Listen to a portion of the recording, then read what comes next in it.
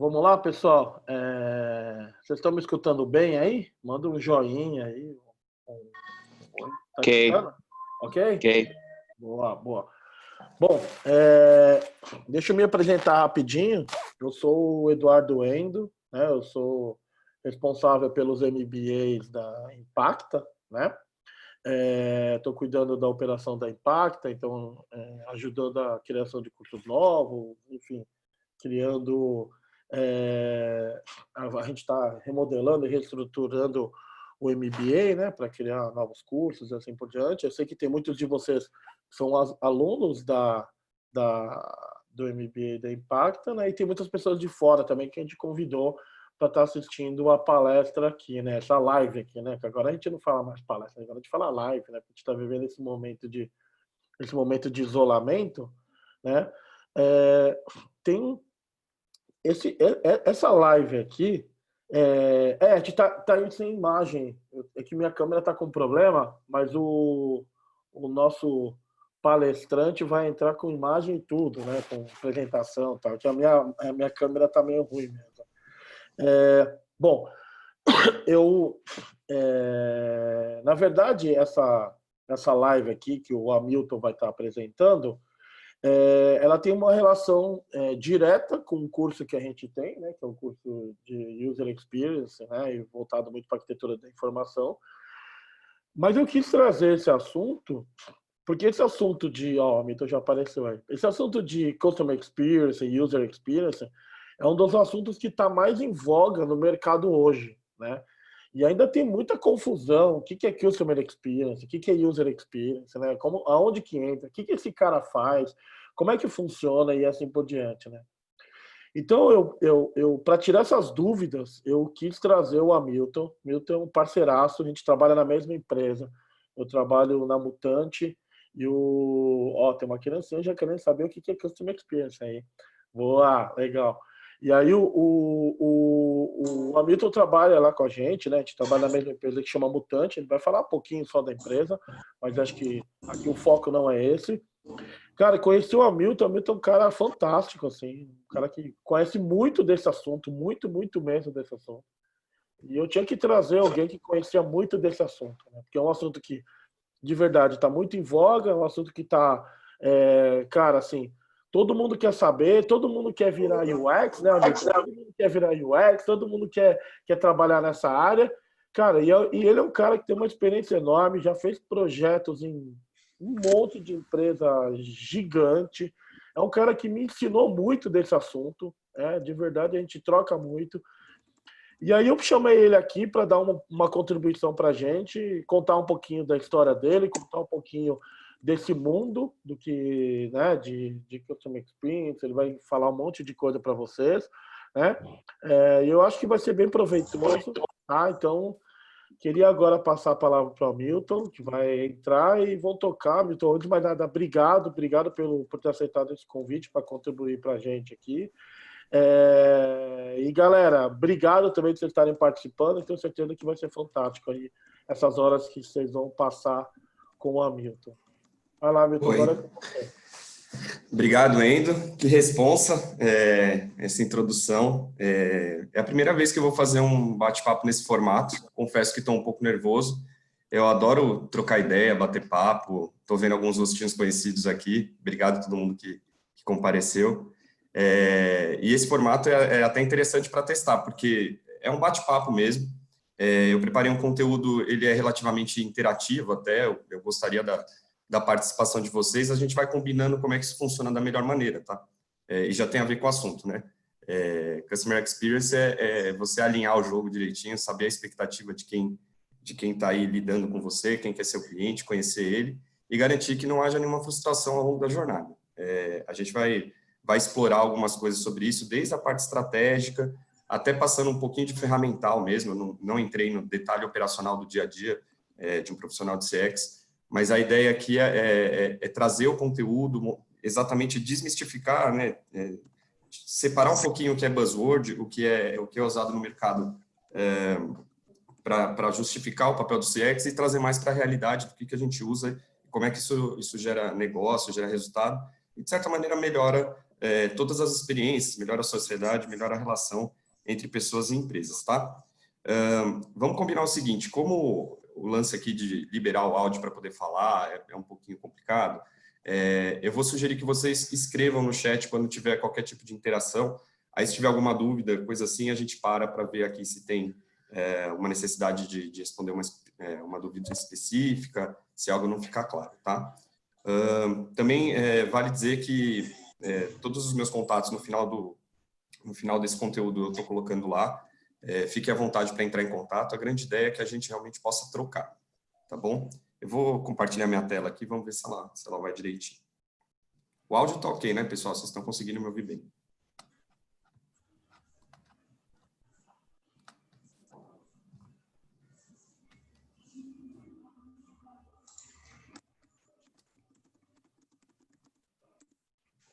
Deixa eu ver se eu consigo tirar isso aqui. Vocês conseguem ver minha tela? Tá tudo certinho aí para vocês? Ok. Show de bola, Milton. Show de bola. Maravilha, pessoal. Então, vamos começar. Eu acho que o pessoal também que estava entrando aí, a gente deu 5 minutinhos. Me apresentar para vocês, o Endo já fez uma introdução que eu me senti lisonjeado. Eu costumo me posicionar como um profissional de Martech, marketing e tecnologia. Pensar que 10 anos atrás não era normal ouvir esse termo tech em tudo, né? Hoje você tem edutech, fintech, healthtech. O tech sempre trazendo essa ideia de que é tecnologia atrelada a alguma coisa, né? E esse profissional de Martech, de fato, é o pessoal que veio do marketing digital, que entende esses canais de relação com o consumidor, principalmente em meios digitais, o melhor caminho para uma experiência, né? E eu venho atuando nisso há mais de 10 anos, e são várias frentes que se misturam, invariavelmente, né? Então, CX hoje é como eu empacotei todo esse conhecimento, toda essa bagagem, mas sempre trabalhei com CRM em áreas de relacionamento, parte de e-mail marketing. Eu vi o Kleber aí, um dos meus grandes mentores, que me ajudou muito a aprender isso tudo. Ele está, inclusive, na palestra, obrigado. A filhinha que apareceu é dele, lá do Canadá.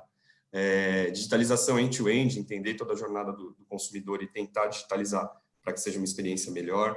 Omnichannel, que é outro termo que ainda tem toda uma mística no mercado e é um tema que corre totalmente correlato a CX também. E já fiz outras coisas, vendi mídia em jogos, fiz o projeto de transformação digital da Vivo, tive a oportunidade de participar diretamente do Vivo Labs, transformação digital na Serasa Experian, e hoje, dentro da Mutante, a gente atende os maiores clientes do Brasil, que são indústrias bem distintas, né? A gente tem desde indústria como a Gerdau, educação, a Estácio, já atendemos Flamengo, enfim, é impressionante como você pode atuar em várias frentes quando se fala de CX, porque no fim do dia a gente está falando sobre pessoas. Então, dá uma capacidade de atuação muito grande, e eu sempre acreditei que quando você coloca o cliente, a pessoa, à frente do próprio negócio, a chance disso dar certo numa relação é muito grande. Então, a minha carreira inteira foi norteada por isso.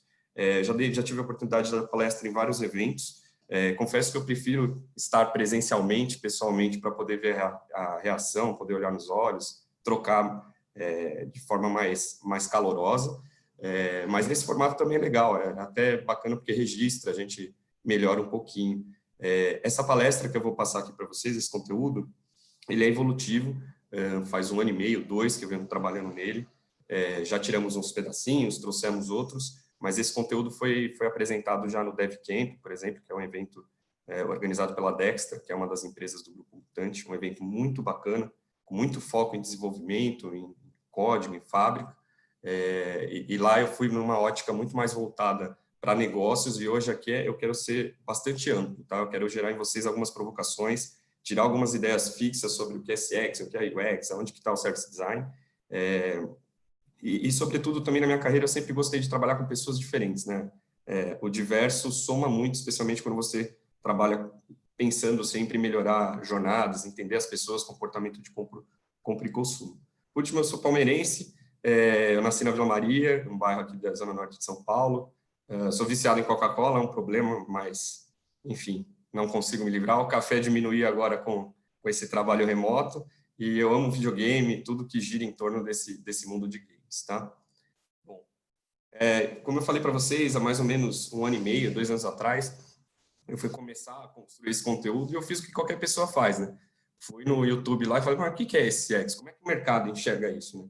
E para minha surpresa, a época não tinha nada muito relacionado à experiência. Hoje, se vocês escreverem o que é SX, o que é Customer Experience, dentro do YouTube, em qualquer lugar no Google, é muito gratificante que uma das primeiras coisas que aparecem é a Mutante, né? E os conteúdos sobre Customer Experience, o trabalho que a gente vem realizando. Mas há 2 anos atrás era puramente CrossFit e um modelo de moto, era o que mais de jet ski, era o que mais aparecia. E aí eu tive que dar uma pesquisada um pouco maior para ver se já tinha um conceito sobre isso, mais bem definido, né? E aí o que eu encontrei foi isso aqui, o conceito de Customer Experience é a percepção do cliente, tanto consciente quanto inconsciente, diante de um produto ou serviço, após uma interação com a empresa. Então, essa definição acadêmica é uma forma que a gente tem muito correta de se definir o que é o Customer Experience, né? Então, são as interações independente dos canais e formatos. Só que quando a gente vai falar dentro do ambiente descontraído, isso é chato, isso não agrega, tipo, na prática, o que é CX na prática? Como é que eu consigo transformar experiências? Que ferramentas que eu uso? Que formação eu tenho que ter? Qual é o papel dentro de uma companhia que vai, de fato, atuar com CX, né? Então, existe uma origem muito importante, isso aqui foi um companheiro meu, um par meu que trabalhou muito tempo na Mutante, o Bruno Coelho, ele me ajudou a conceituar isso de uma forma que é muito legal compartilhar com vocês. Se a gente pensar 50, 60 anos atrás, ainda era tudo muito baseado em commodities, né? Então, o acesso a produtos básicos, a meios de produção básicos, então você não tinha valor agregado. Com o industrialismo, a Revolução Industrial, a gente começou a ter características de produtos. Os produtos eles passaram a ter diferenciais e você conseguia falar, esse aqui tem uma opção, que esse aqui não tem, e isso torna possível que esse produto seja melhor pelo valor, pelo que ele entrega, característica que ele tem diferenciado. Se a gente parar para pensar, 40 anos atrás, essa era foi superada pela era dos serviços. Cada vez mais as empresas estavam tentando sair dessa parte industrial, de produção, e pensando muito mais em como vender algo, às vezes até intangível, só que dentro de um pacote de serviços. Então, nem sempre você tem algo sólido, né, tangível em mãos, mas você tem uma série de diferenciais. Aí começou a era da personalização, da customização. E se a gente parar para pensar, isso é super recente, né? As empresas com foco em serviços, elas vieram ganhando muito mercado, muita qualidade, e de fato você ainda era capaz de separar, né? O que era que é um serviço de seguro, o que é um serviço hospitalar, o que é um serviço de telecomunicação, um serviço bancário. Então, os serviços eles eram muito claros dentro de cada uma das suas áreas, a proposta de valor, o que eles ofereciam. O que aconteceu de, sei lá, 10, 15 anos para cá, que mudou toda essa percepção e está mudando drasticamente, vai mudar cada vez mais. Agora a gente vive a era das experiências. Vocês vão poder ver por aí, em alguns locais, como Marketing 4.0, Kotler define dessa maneira, o Simon Sinek, que é um dos principais autores dessa nova era, ele fala muito sobre a razão do porquê existir, o ciclo dourado, qual que é o propósito mesmo de uma empresa, de um produto. E em torno disso tudo, a gente tem as experiências. Então, você não consegue mais diferenciar uma indústria, uma empresa do varejo com uma empresa que está aí oferecendo alimentação, por exemplo, fazendo delivery. Você não consegue mais diferenciar o serviço de uma fintech de um ramo educacional. Por que isso? Porque na percepção do cliente, as pessoas passaram a ter um nível de exigência e um nível de compreensão muito diferentes. As pessoas começaram a comparar experiências. Elas não querem mais saber se a marca... quando esse exemplo é bem marcante, a gente sempre usa ele como exemplo. Como é que pode, quando eu chamo um Uber, saber quem é o motorista, que horas ele vem, a avaliação que ele tem, todas as características sobre o carro, e quando eu vou pedir um serviço de instalação na minha casa, para não ser mais do mesmo, a gente sempre fala de telecom, né? Mas vamos pensar num serviço de instalação de uma varejista. Comprei lá na Lojas Marabras, uma Casas Bahia, comprei um produto, recebi esse produto em casa, eu preciso do instalador. O instalador vai vir posteriormente. Eu não sei que horas ele vai vir, eu não sei o nome dele, eu não sei exatamente qual o serviço que ele vai prestar, qual a qualidade que ele faz aquilo, e aí eu passo a comparar empresas de ramos diferentes a partir da experiência que ela oferece. E cada vez mais a gente fala, pô, mas é tão simples atender via WhatsApp, por exemplo, falando de um canal, de uma tecnologia, e as empresas ainda não têm esse canal para nos atender. Como é que isso funciona? Por que isso está acontecendo, né?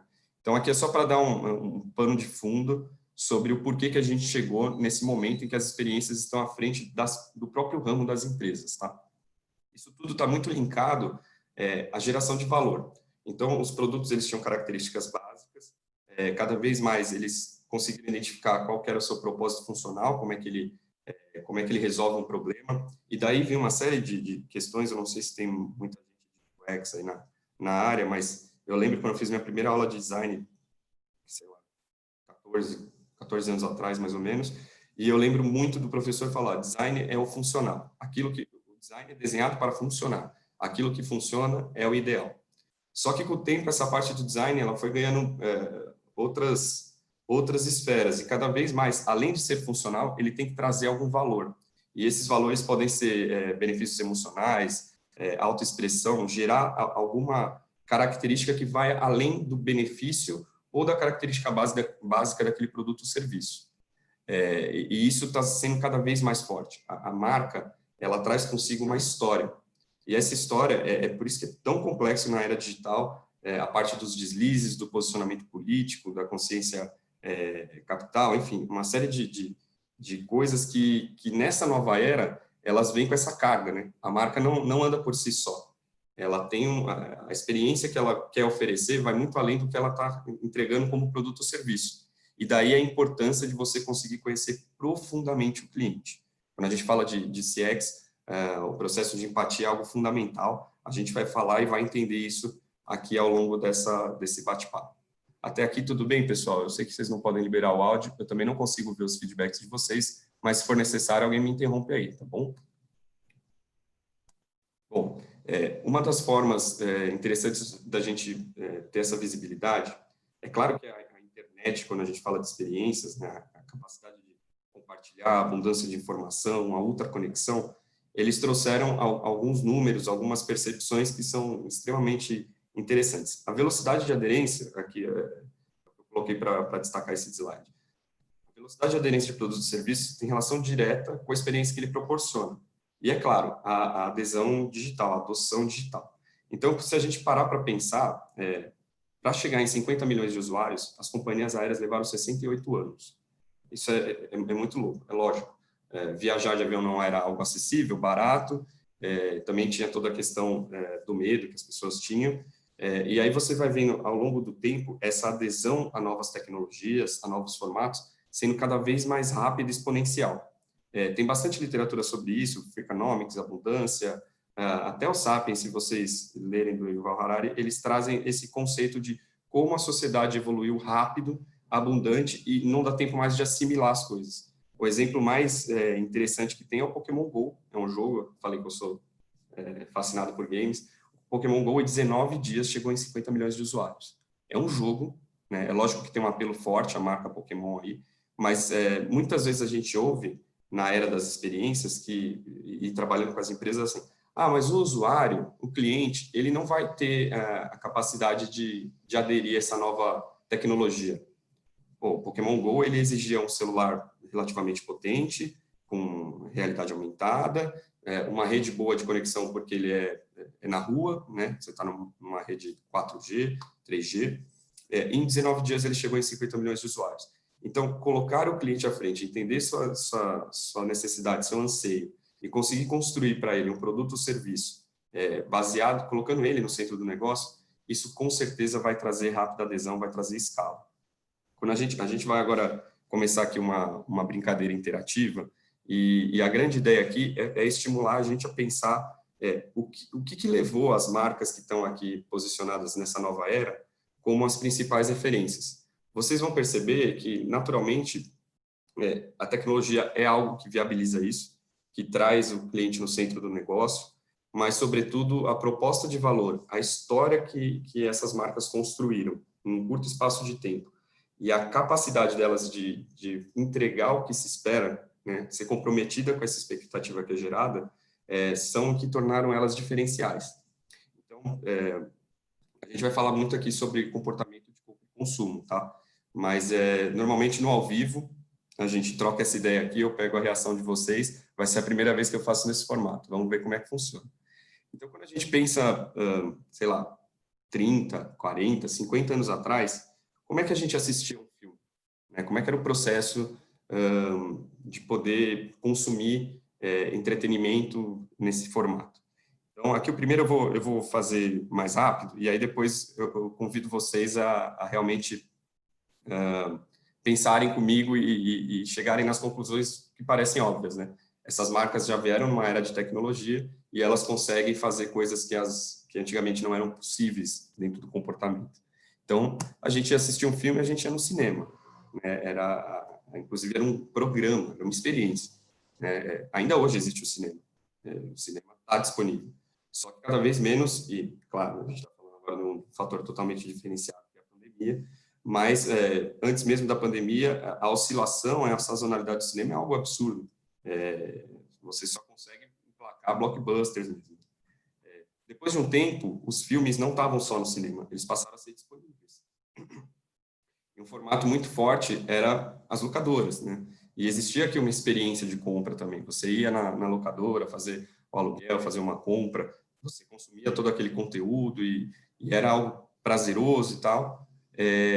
Mas isso foi evoluindo num ponto que, assim, cada vez menos a gente tem o tempo, a disponibilidade, a paciência, enfim, a experiência mudou muito. E hoje, quando eu falo em assistir um filme, invariavelmente, o que a gente pensa? Eu não sei o que está passando na cabeça de vocês, mas aqui eu trouxe uma marca, pessoal, mas entendam que não é obrigatoriamente a marca, tá? Peraí, deixa eu só ver aqui que o chat está piscando. Ah, legal, o pessoal tá interagindo, bacana. Eu vou deixar aqui no cantinho que qualquer coisa eu consigo pegar, tá? Então, aí, hoje, quando eu falo de filme, invariavelmente vem uma marca na cabeça. Mas não pensem só na marca, e sim na característica dessa experiência. E a gente está falando do Netflix, né? Netflix, Amazon, Premiere, a gente está falando do HBO Go, a gente está falando de toda a rede de televisão broadcast, que era comum, trazendo cada vez mais os seus apps. Então, você tem Globoplay, você tem Premiere, PFC Player, enfim, você tem os canais como apps, não mais como canais. E isso muda toda a experiência, todo o relacionamento, né? É claro que a gente também escolhe a forma como vai consumir esse conteúdo. E quando você dá o poder da escolha do conteúdo na mão do usuário, isso muda tudo, né? Então, no Netflix você tem um corredor infinito, um catálogo muito abrangente, o Amazon idem, HBO Go idem, e isso muda totalmente a experiência. Eu vi que o pessoal colocou aqui o Torrent, e é verdade, teve a era também aqui, eu não coloquei no meio, e é legal vocês trazerem isso, tá, pessoal? Nem sempre tudo vai ser coberto, mas teve a época dos torrents, teve a época do casar, teve a época de peer-to-peer, trocar até de maneira nem sempre ilícita esses conteúdos, porque, de fato, a vontade dos usuários, a demanda, às vezes é mais forte do que a própria oferta. A gente não tinha os serviços de streaming disponíveis, mas tinha a capacidade de buscar esses conteúdos para garantir que a gente conseguisse consumir esse conteúdo. E uma das formas mais fortes realmente era essa parte de torrent, Pirate Bay, um dos mais famosos, com conteúdo que é mais abrangente que do Netflix. Muito bacana. Quando a gente vai falar de comprar ou ler livros, né, consumir livros, é uma época que também era uma experiência muito prazerosa. Você ia numa biblioteca, né, você consumia aquele conteúdo ali, você ter o tempo de conseguir consumir aquele conteúdo na hora, era algo super bacana, uma experiência diferenciada, mas tomava tempo, exigia um local adequado. Não sei se vocês, aí na faculdade, vocês aproveitam as estruturas de bibliotecas, estruturas de disponibilidade de livros padrões, mas eu tive muita sorte durante 2 ou 3 anos ao longo da minha carreira e na vida acadêmica. Eu tinha um tempo que eu tinha que esperar, eu pegava fretado, então entre o tempo de começar a aula e a hora que eu chegava na universidade, eu não tinha muito o que fazer e eu vivia na biblioteca. Então, eu tive muita sorte, consumi muito conteúdo que que é diferente, né, a forma de consumir. Sem nostalgia nenhuma, tá, pessoal? É só falando sobre comportamento de compra e consumo. E aí veio com o tempo uma coisa muito interessante, que é a própria livraria, né? A forma de vender o livro, tanto online quanto offline. Eu trouxe aqui o exemplo da Saraiva, mas vale para qualquer outra. Também era uma experiência muito bacana, um comportamento que você ia lá, lidava, pegava o livro, tirava uma dúvida, perguntava o que era parecido, e na livraria era algo muito legal. Hoje a gente tem a notícia da Saraiva, por exemplo, fechando 7 unidades, e as livrarias em si cada vez mais escassas, né? É uma pena, mas é comum ao progresso, é natural que a infraestrutura, a complexidade de você manter uma estrutura física para algo que já está digitalizado há muito tempo, não possa perdurar. Quando a gente fala disso, e aqui trazendo de volta para o conteúdo da palestra, saindo um pouquinho aqui da nossa dinâmica de evolução, o que a gente vai perceber aqui é que bate uma nostalgia, um certo saudosismo, mas não adianta, o progresso vai vir e a gente tem que saber lidar com ele. Uma das coisas que eu pude viver na minha carreira mesmo, quando eu entrei na Vivo, eu trabalhei na Vivo quase 3 anos, e era engraçado para mim, logo que eu entrei lá, ver metas de crescimento de telefone fixo, né? É algo que, para mim, era inconcebível. Eu sempre fui um cara mais do digital, mais nerd e tal. E aí eu falava, cara, como pode ter meta de expansão de mercado, né? Para telefonia fixa? 3 anos, vamos lá, 5 anos atrás, quem tinha um telefone fixo já era um milagre, assim, né? Se você não era uma empresa, não tem uma PBX e tal, ter o telefone fixo já era algo incomum. Então, foi chocante para mim. Hoje, todas as telecoms entendem isso, assimilaram e readequaram os modelos de negócio. Mas pensar que 5 anos atrás, quase nada, as empresas ainda tinham essa dificuldade de assimilar que, assim, gente, não tem mais consumo, temos que nos transformar, sabe? Então, é muito bacana trazer esse conhecimento prático. Dito isso tudo, depois da livraria, esse consumo online, veio uma empresinha aí que está revolucionando o mercado, inclusive também possibilita assistir o filme. Alguém colocou aqui o Kindle, e de fato a Amazon é insuperável hoje quando a gente fala de comprar ou ler um livro, né? Os e-books no Brasil ainda não são tão fortes, né? Quando você anda de metrô, de trem, no transporte público, raramente você vê as pessoas com Kindle, ainda não é uma prática tão comum, é um público mais específico que tem esse acesso, mas de fato é algo que vai acontecer, né?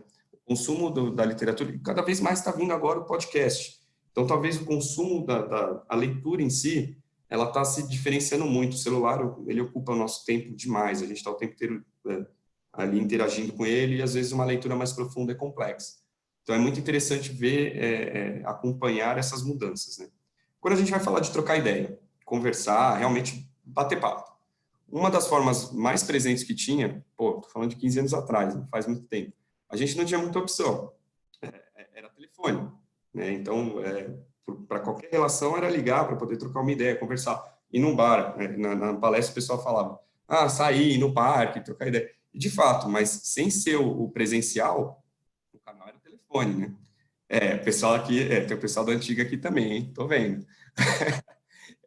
Exatamente, na evolução do telefone veio alguns canais, isso é saudosista para quem é um pouquinho mais velho, veio o ICQ, veio o MSN, veio o Mirk, vieram canais de troca de ideias, os próprios fóruns, não sei se o pessoal lembra, você tinha fóruns que tinha capacidade de reunir pessoas que tinham o mesmo interesse, os bate-papos, bate-papo do UOL, da AOL, enfim, tudo isso não durou muito tempo, foi tudo muito rápido, né?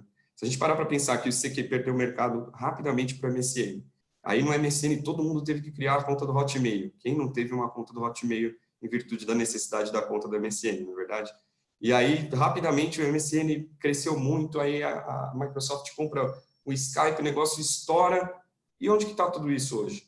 As empresas ainda têm os instant messengers, a gente ainda troca ideia. Se a gente pensar no Customer Experience, a forma como o consumidor ele tem acesso e consome esse conteúdo, ainda existem essas trocas de messenger, mas é muito menos entre pessoas e muito mais entre companheiros de trabalho, é mais entre empresas, certo? E aí o pessoal aqui já deu spoiler e totalmente correto. Hoje é inconcebível não pensar, especialmente no Brasil, que o WhatsApp é a forma de trocar ideia. A gente resolve, isso ainda vai ter um impacto muito grande lá na frente, se a gente parar para pensar na evolução das coisas. O WhatsApp ele permite que algo que levava uma semana para ser resolvido, eu tenho falado muito disso, né, que é uma parte de employee experience, experiência de trabalho. Antigamente você precisava juntar as pessoas, você mandava um e-mail, tinha 2 dias para ir e voltar, você resolvia um tema com reuniões e e-mails em até 15 dias, né, 15 dias era um prazo para resolver algum tema, e às vezes se prolongava, enfim. Hoje você junta todo mundo num grupo de WhatsApp, num grupo corporativo, que quebra um pouco o lance da hierarquia, que você tem desde um diretor, um C-level, dentro ali daquele grupo, até o analista que vai atuar naquilo no dia a dia, todo mundo dentro do mesmo grupo, decide o que vão fazer e acabam com aquele problema muito rápido, né? O tempo de horas produtivas que a gente tem ainda é o mesmo, não mudou, a lei trabalhista ainda tem uma série de coisas que precisam se adaptar, e a resolutividade, a velocidade com que a gente troca e resolve coisas, isso tem muito a ver com Customer Experience, Employee Experience, a gente resolve coisas em horas, né? Não leva mais um dia. Isso tudo está mudando muito. Aqui, mais uma vez, citaram algo que eu acho muito relevante, o lance do Slack, Trello, ferramentas de produtividade de trabalho, estão matando ferramentas que vieram desse mundo mais B2C, de mais troca entre pessoas, né? E de fato, ainda tem um campo enorme. Essa palestra aqui também é para provocar e gerar alguns insights, alguns gatilhos, tá, pessoal? Existem oportunidades de mercado para tudo isso, né? Porque não é só a relação B2B ou B2C, né? Pessoas com empresas, empresas com empresas. A gente fala sempre da relação de humanos com humanos. E, nesse sentido, sempre tem a oportunidade de melhorar essas relações. Beleza. Vamos lá agora, mais um exercício. Ir para algum lugar. Quando a gente queria se transportar, né? Sair do ponto A para o ponto B. Antigamente, eu coloquei... Esse exemplo não é tão bom, sinceramente, tá? Mas, cavalo é uma boa, mas transporte coletivo... Opa, desculpa. O transporte coletivo, de uma maneira geral, era a forma de você se transportar de um lugar para o outro, né? A disponibilidade dos bondinhos, os trens, sempre existiu antes mesmo dos carros, ou seja, tinha esse transporte. Depois, na evolução, agora eu vou dar uma acelerada, já pegamos a dinâmica, né, pessoal? Aí, depois veio com muita força as frotas de táxi mesmo, então você poder se transportar, o táxi era a opção que tinha, né?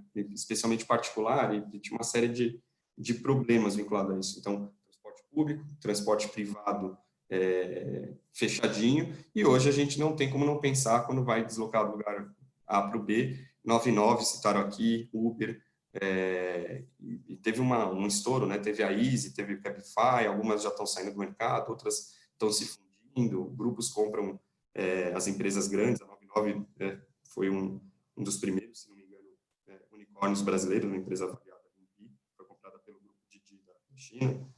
Então, você vê como tudo isso é muito rápido, as coisas vêm muito rápido, e até o Rafael, que é o meu diretor e grande amigo na Mutante, ele sempre fala, Milton, tá na hora da gente chegar no 4º nível dessa apresentação, né? O que vai vir depois? Porque aqui todo mundo hoje, 1 ano e meio, isso tudo ainda era difícil de assimilar, ainda era novidade. Agora já está ficando mais datado. Então, é muito interessante ver como, de fato, o Uber é um exemplo, mas nesse momento da pandemia, por exemplo, o que a gente poderia fazer de diferente? Tem espaço. Vamos pensar em consumo de alimentação. Então, eu ia comer uma pizza, ia pedir uma pizza. Antigamente, era a experiência de ir até a pizzaria. Esse aqui é o Ross, uma pizzaria famosa ali na Vila Maria, 24 horas. Quem conhece sabe, é o melhor pedaço da pizza que tem para comer a qualquer momento. E, de fato, assim, você ia até o restaurante, você tinha a experiência do consumo no local. Muito rapidamente, os deliveries vieram, já faz mais de 30 anos que tem delivery, principalmente para pizza, né? Não sei se vocês lembram, há 20 anos atrás era super prazeroso você poder pedir a pizza pelo telefone, você conhecer quem era a pessoa que estava ali do outro lado, às vezes você não precisava nem fazer o pedido, você ligava para trocar ideia, porque a pessoa já sabia quem você era, a Bina já trazia o número, então já tinha uma experiência bacana ali, diferenciada, porque, de fato, gerava um valor, né? A pessoa te conhecia, quem te atendia, sabia o sabor preferido da sua pizza, priorizava a sua entrega. Então, o canal era o telefone, mas existiam algumas experiências de valor agregado, aqui uns benefícios de autoexpressão, inclusive. E aí, com o tempo, o pessoal citou o iFood, Rappi, e, de fato, esse mercado tem muitos players, né? Tem o James também, tem o Appetite, que é de um amigo meu. Tem muitas possibilidades. E você tem desde o delivery abrangente até os deliveries de nicho específicos para comidas de gourmet, assim, essas coisas. E ainda tem um caminho longo por aqui, né? Se a gente pensar agora, de novo, no contexto atual, pandemia, necessidade de se reinventar, tem um flanco enorme aqui que ainda precisa ser resolvido. Fora questões políticas de lei trabalhista, enfim, coisas que são necessárias para poder abranger e garantir que essas experiências possam ocorrer e que todos sejam beneficiados, né? Bom, tranquilo aqui a dinâmica, pessoal. Obrigado pela participação de todos, está sendo muito bacana, viu? Fiquem à vontade, não tem certo e errado, é um bate-papo. Vamos lá, brincar mais um pouquinho disso e depois a gente vai para uma parte um pouco mais técnica, um pouco menos conceitual, tá? Então, quando a gente vai pensar, pô, como que eu vou saber para onde eu vou? O pessoal que tem mais de 30 aí sabe bem o que é o guia 4 rodas, né? Era a forma que a gente tinha... Oh, meu Deus. Guia 4 rodas. Eu sempre acho esse exemplo muito legal, é um dos mais tangíveis, né? A experiência disso era horrível, horrível. Né? Uma das grandes vantagens dos táxis era, de fato, que o cara não precisava olhar ele não olhava esse guia, ele sabia de cabeça os endereços. E isso era um valor agregado. Você falava, pô, eu vou pegar o táxi porque o cara não erra, ou porque ele conhece o caminho mais rápido. E é muito interessante pensar que isso, pô, não faz 30 anos, sabe? Eu cheguei a usar guia, eu sou novinho, vou fazer 33 essa semana, mas, pô, é algo que você não vê mais nos carros, né? E eu acho engraçado que logo depois, a gente vai falar naturalmente de Waze aqui, vai falar sobre Google Maps, mas teve um no meio do caminho que todo mundo achou que era a revolução da Terra, que era o GPS, né? No caso aqui é um TomTom, isso aqui vendeu demais, essa empresa foi super bem avaliada, todo mundo que tinha poder aquisitivo teve um desse, né? Ainda não tinha smartphone, pessoal, então você tinha que comprar um troço, um trambolho, levar no carro para ele poder te guiar. E detalhe, muitas vezes dava muito problema aqui, especialmente em regiões grandes, né, metrópoles como São Paulo, o mapa não era atualizado, você se perdia, era até perigoso. Bom, e hoje, invariavelmente, a gente nem conhece mais os caminhos, né? A gente não decora mais, porque o Waze, Google Maps, tudo integrado ao seu celular, com a experiência do GPS, localização, cálculo social, pelo volume de usuários, então você sabe como está o tráfego, quanto tempo você vai levar, você projeta, você avisa, vou atrasar. Tudo isso mexeu muito com as experiências. E as pessoas, conforme elas vão consumindo esse último nível aqui das experiências, elas vão criando exigências, né? Que ela fala, pô, eu sei exatamente o trânsito que eu vou levar, eu sei a hora que eu tenho que sair, eu sei as alternativas, e mesmo assim eu estou atrasado. Né? Lógico que hoje em dia está acontecendo um novo fenômeno, que é atrasar em reunião remota. Não sei com vocês, mas tem acontecido, eu acho muito gozado, porque não tem deslocamento, você tem plena visão da agenda, e mesmo assim atrasa. Mas, enfim, aí é o nosso comportamento brasileiro que tem que ser perdoado de vez em quando, né? A gente atrasa. E aí, quando a gente vai pensar em outro comportamento de compra e consumo, a parte de se hospedar, né? O serviço de hospedagem. Então, antigamente, pessoal, 20 anos atrás, você tinha uma opção básica para montar a sua viagem. Aí eu vou querer a interação de vocês, para ver se vocês lembram. Como é que a gente fazia para armar uma viagem? Qual que era a empresa que vinha na cabeça? Invariavelmente. Vou até dar um tempinho. Aí, o Radamés está... todo mundo. Show de bola. Decolar já é recente, viu, Camila? Vou falar que é bem recente, mas é exatamente a CVC. E era uma experiência, não sei quem teve essa oportunidade, mas você ia com a família até uma agência da CVC ou qualquer outra empresa de viagem, CVC sempre é mais forte, agência de viagem. Você sentava com a família, pegava os folders, analisava, via preço, sonhava. De fato, existe um valor agregado nesse serviço que até hoje ainda não foi substituído, que é a capacidade ali do concierge, né? A pessoa que está ajudando você a montar a sua viagem. Isso é uma coisa muito interessante. Esse mercado, por exemplo, existem várias brechas aqui de crescimento, né? Porque por mais que você tenha os intermediadores, nem sempre eles conseguem gerar um valor agregado. Aqui já citaram o intermediário, então falaram sobre Trivago, de fato. Tem Trivago, aqui no Brasil, Decolar, tem outras, tem o Booking, é um site, o TripAdvisor. Quando a gente fala de viagem, hospedagem, existe uma gama grande de empresas, serviços disponíveis, mas que tem essa complexidade, né, de intermediar com outras empresas. E aí a gente tem uma empresa hoje, eu acho que foi citada aqui, não está agora aqui na minha colinha, mas foi de fato citada, ela não tem nenhum hotel, não tem nenhuma casa, ela não é dona de nada, mas ela intermedia e gera essa experiência, essa troca. Porque, além de tudo, você vê a avaliação, você vê o critério de relevância de quem está alugando e de quem é usuário também. Então, o Airbnb hoje é, de fato, uma experiência incrível. É uma pena estar batendo esse papo com vocês no momento em que a gente está vivendo uma situação muito diferente de tudo, né? O Airbnb está com problemas atualmente, todas as empresas relacionadas à viagem, né, a própria Decolar.com, mas essa capacidade de poder ligar quem precisa de algo com quem tem algo, se vocês pararem para ver, ela está em todas essas mudanças de comportamento e experiências.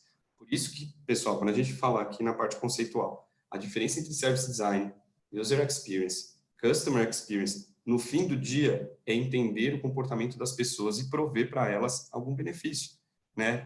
Parece diminuir algo complexo, mas no fim do dia é isso. As empresas que conseguiram construir isso, elas colocaram o cliente no centro do negócio e usaram a tecnologia ao seu favor. Só para a gente poder terminar, só procurar um emprego, eu acho que essa experiência todo mundo ainda passa, né? Em maior ou menor escala, mas ainda passa. A gente entregava currículo. Entregar currículo era uma experiência, às vezes, meio estranha, até. Não sei quem passou por isso. Eu, quando era mais novinho, não sabia muito bem o que eu queria, e chegou uma época que eu saí entregando currículo em tudo que era empresa. Então, deixava na portaria mesmo. E aí, aquilo é muito doido, né? Você deixa um pedaço de papel, e aí você fala, pô, será que isso vai chegar em quem decide? Como é que vai ser isso, né? Era meio frustrante para o usuário. Mas era a única forma que tinha, e muitas vezes funcionava. Até porque tinha uma época que tinha emprego. Hoje em dia está cada vez mais difícil. A informalidade está muito grande. E veio uma empresa brasileira que fez um intermédio absurdo nesse avanço, né? A Linda citou. Exatamente, eu coloquei aqui a Cato, mas tem a Vagas.com, citaram o Trampos.com aqui também. A Gupay é uma empresa que, inclusive, foi acelerada pela Wayra, que era da Telefônica. Conheci a CEO, a Mariana, deu uma palestra comigo, incrível. Então, tem N empresas aí usando a tecnologia no meio para poder juntar quem está procurando um emprego com quem tem uma vaga disponível. Mas hoje existe uma rede que engloba tudo isso, ainda gera conteúdo, ainda garante que todo mundo possa trocar ideia. Inclusive, eu fiquei muito surpreso e grato hoje de um post que foi feito em cima, eu avisei em cima sobre a palestra, estava com um pouquinho de vergonha, confesso, um pouco de medo. E aí eu divulguei hoje no LinkedIn, e é incrível a velocidade da resposta, o pessoal recompartilhando, parabenizando, isso é muito legal, e de fato gera um valor imenso. Então, o comportamento hoje, que você não consegue pensar em emprego sem ter um LinkedIn bem qualificado. Você pode até falar, não acredito no LinkedIn, nunca vi ninguém conseguir uma vaga por lá, já ouvi esse papo. O LinkedIn está virando o Orkut, o LinkedIn é o Facebook, não sei o quê. Mas, gente, o LinkedIn é a rede hoje mais forte, que mostra quem é o candidato e as oportunidades de mercado. Inclusive, quando a gente fala da história das empresas, o LinkedIn é uma excelente fonte para contar essa história, né? Convido vocês a conhecerem a página da Mudante no LinkedIn, a gente até apoia gerando conteúdo. É muito bacana ver nossa narrativa, o tipo de conteúdo que a gente tem colocado lá. A Vivo também sabia fazer isso com muita qualidade. A Claro faz isso hoje com muita qualidade. Enfim, as empresas passaram a olhar o LinkedIn como algo muito relevante. E a gente, como usuário e como candidato, ter a possibilidade de saber quem vai entrevistar, qual é o cargo daquela pessoa, qual a relação que ela tem, o network. Isso é incrível, isso muda todas as experiências. Mas ainda existe um ramo de possibilidades enorme. Não à toa a Microsoft comprou o LinkedIn já tinha comprado a Linda e o SlideShare, que são conteúdo e capacitação, e ainda tem muita abrangência sobre esse meio corporativo. É sempre bom a gente estar de olho nisso. Bom, esse é o último, tá? Desse exercício aqui, para a gente entender onde que a gente está no que tange a Customer Experience, colocar o cliente à frente da experiência. E aqui tange diretamente ao meu trabalho. Muitas vezes, quando a gente fala que a galera que está na Impacta, que está cursando, que ainda não está no mercado de trabalho, ou está começando no mercado de trabalho, de fato, a gente nunca olhou desse jeito, né? Como resolver um problema com uma empresa? A gente pensava, como resolver uma eficiência operacional e gerar lucro? As empresas em si nunca pensaram, como é que eu vou resolver o problema do cliente? Ela na verdade, nunca... Pra vocês terem ideia, as áreas de atendimento, até muito pouco tempo atrás, elas eram absolutamente desplugadas das áreas de marketing e negócios nas grandes empresas. Então, quem vende está preocupado só em vender, quem atende está preocupado só em atender, e a coisa rola meio desplugada. No meio disso, você tem ali uma camada fundamental que faz o Brasil se movimentar, mas tem um sério gap entre capacitação, qualidade, que é a galera de contact center, EPS e esses intermediários. Então, pessoal, olha, como que a gente resolveu um problema e ainda resolve? Entendo que a Mutante vem... Aqui não é uma palestra Product Push, não é para falar da minha empresa, nem do meu trabalho em si, mas é muito interessante colocar a Mutante como uma das empresas que vem transformando isso. É necessário. A Mutante é uma empresa que o principal canal que ela desenvolveu é a URA. Então, a URA é aquele canal, quando você liga do outro lado, antes de um humano atender, você tem uma experiência ali de automatização, de robôs que tentam resolver e entender o seu problema. Isso é muito icônico. A gente ligava, e não dá para não lembrar disso aqui. Eu não vou entrar no mérito da empresa, né, mas você já liga nervoso, já liga bravo, você teve uma expectativa que não foi atendida por algum problema que aconteceu no meio do caminho. E a pessoa do outro lado também não tem a instrução necessária. Eu costumo falar isso muito, até com a minha equipe, eu vi que tem pessoal da minha equipe aí, obrigado. Assim, a pessoa que está ligando não queria ligar. A pessoa que está atendendo não está feliz com o que está atendendo. O problema em si não pode ser resolvido, porque pode ser de uma característica técnica muito complexa. Então, é uma cadeia onde todo mundo está sendo lesado, né? Está todo mundo... boa, Clebão. Está todo mundo aí se sentindo lesado nessa parte. Isso ganhou muita força nos últimos tempos. Alguém citou o Reclame Aqui. O Reclame Aqui, de fato, é um canal que trouxe um pouco dessa voz do cliente de uma maneira mais pública. Mas antes mesmo dele, a gente tem os órgãos de defesa do consumidor, a gente tem o PROCON, a gente tem as reguladoras. As reguladoras deveriam, além de regular o mercado, garantir que o cliente não fosse lesado. Quando a gente fala da Anatel, ANEEL, ANEEL, FEBRABAN, enfim, associações de mercados maiores, mais consolidados, elas não deveriam apenas privilegiar as empresas, mas colocar o cliente na frente do negócio e possibilitar que todos nós melhoremos esse serviço, esse produto, e que gere uma experiência melhor. Então, a gente tem visto cada vez mais as empresas forçando esse atendimento, aí não só por uma questão óbvia de eficiência operacional, redução de custo, mas uma melhoria mesmo na experiência, forçando a migração para os apps, e aí é forçando mesmo. Muitas vezes, no meu trabalho, no meu dia a dia, na consultoria que a gente faz de Customer Experience, Service Design, a gente tem que falar, cara, você não precisa de um app. Por que você quer um app? Quem disse que é o app que vai resolver o seu problema? O seu problema é um problema que tem que ser resolvido lá atrás. O app, ele é consequência, né? Para poder, sei lá, algo saiu do lugar, ou você quer fazer um serviço de valor agregado, aí sim você faz o app. E não o contrário, né? Aí vamos revisar tudo que a gente conversou até aqui. Deixa eu só ver como é que está o tempo, que eu falo pra caramba, né, gente? Então, tá tranquilo. Então, de tudo que a gente conversou até aqui, vocês percebem que nada disso deixou de existir? Então, existe ainda o Guia 4 Rodas, existem ainda as agências de viagem, e todo mundo consome, os currículos existem, as pessoas vão no cinema, as pessoas ainda se ligam para trocar ideia, seja pelo WhatsApp, seja por um telefone normal, as pessoas pegam táxi, as pessoas compram online em livrarias e e-commerce, então as coisas ainda existem. A diferença é que a gente passa a ter um critério, e uma, digamos assim, uma necessidade de que tudo seja feito da forma como a gente espera, muito maior. A nossa expectativa, o nosso anseio é muito maior.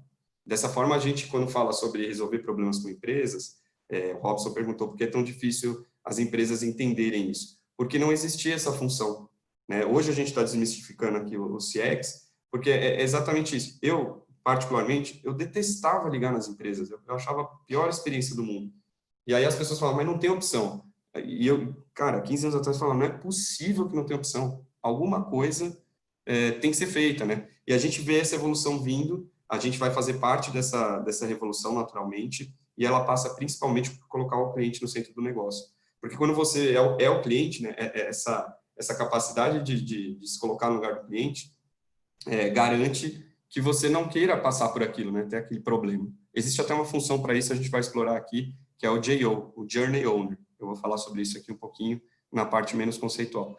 Por último, hoje, as empresas têm trazido cada vez mais o WhatsApp como um canal de resolução, e aí não é só a plataforma WhatsApp, mas a forma de automatizar esse atendimento. E aí a gente pode falar de N coisas aqui. O Endo, que me convidou para a palestra e é meu amigo, cara, a gente sabe que bots nada mais são do que processos conhecidos que a gente está tentando transformar em automáticos, né? E aí tem chatbot para qualquer coisa, a gente está falando de WhatsApp, live chat, WeChat, Telegram, Messenger, qualquer canal que você pode trocar com o cliente, você pode automatizar aquilo. Mas por trás disso está conhecer o cliente, ter uma curadoria, um cuidado com a linguagem, a personalização, entender profundamente o cliente. Então, não adianta só o canal, e aí vem mais uma definição, não adianta só o canal ou a tecnologia. É importante conhecer a jornada do cliente e os seus anseios. Garantir que você tenha as informações para tomar essas decisões. Não é fácil, tá? E aí, o que eu posso falar para vocês é o seguinte, no que tange a resolver um problema com a empresa, ou receber um atendimento, a gente ainda não sabe o que vem pela frente. O que a gente sabe é que tem muito para ser feito. Tem espaço para todas as empresas. A empresa que hoje não está olhando o cliente no centro do negócio, né? A gente chama de Human-Centered Design. A empresa que não entende que o lucro tem que ser a consequência e não a causa do negócio, ela vai ter sérias dificuldades nesse novo mundo, especialmente com a pandemia. Já era algo latente, essa palestra ela é evolutiva, já tem 1 ano e meio, mas nesse momento, a empresa que não entender que os canais digitais têm que estar disponíveis, que ela tem que conhecer profundamente o usuário, que ela tem que viabilizar formas de atender em crise, ela vai ter sérios problemas. E nós aqui, né, nesse bate-papo, somos os grandes responsáveis por essa transformação, tá? Então, aqui eu vou encostar um pouquinho. Ficou claro, pessoal? Deem os feedbacks aí, depois eu prometo para vocês que eu vou ler tudo com calma, se tiver dúvidas também, a gente poder ir sanando, tá? No final, acho que rola uns 10 minutinhos aí de perguntas e respostas. Então, quando a gente pensa no mundo ideal, o sweet spot, uma forma de tentar tangibilizar tudo isso, é quando eu encontro a necessidade do negócio, as empresas, principalmente as grandes, têm capital aberto, têm suas responsabilidades com acionistas, sim, isso tem que ser compreendido. Então, eu sei o que o negócio precisa, eu conheço as tecnologias, eu conheço as possibilidades de viabilizar experiências, e, por último, vem é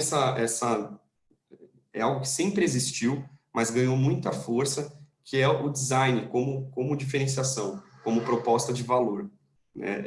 Tem um livro que eu estou lendo, até trouxe para mostrar para vocês, que realmente é muito recente, não sei se vai dar para enxergar aí, Unlocking the Customer Value Chain, é do Thales Teixeira, ele é um autor brasileiro, ele fala muito sobre a criação de valor e a proposta de valor para o cliente, como desenhar essa proposta de valor. E entre os exercícios, a gente usa muito essa ferramenta do Sweet Spot, né? Quais são os anseios e o que deveria atender o cliente e gerar um valor específico para ele. Beleza, isso tudo até aqui é bem conceitual. Eu espero que eu tenha conseguido levar para vocês um pouco de que CX nada mais é do que colocar o cliente à frente do negócio e garantir que todas as interações, independente do canal e do seu comportamento de compra e consumo, que você possa monitorar, gerenciar essas experiências, esses anseios e melhorar constantemente. É um processo iterativo. Erro, acerto, testo, MVP. De verdade, gente, quando a gente fala eu não sei quantos de vocês estão habituados com delivery model, né, modelo de entrega de trabalho, mas tem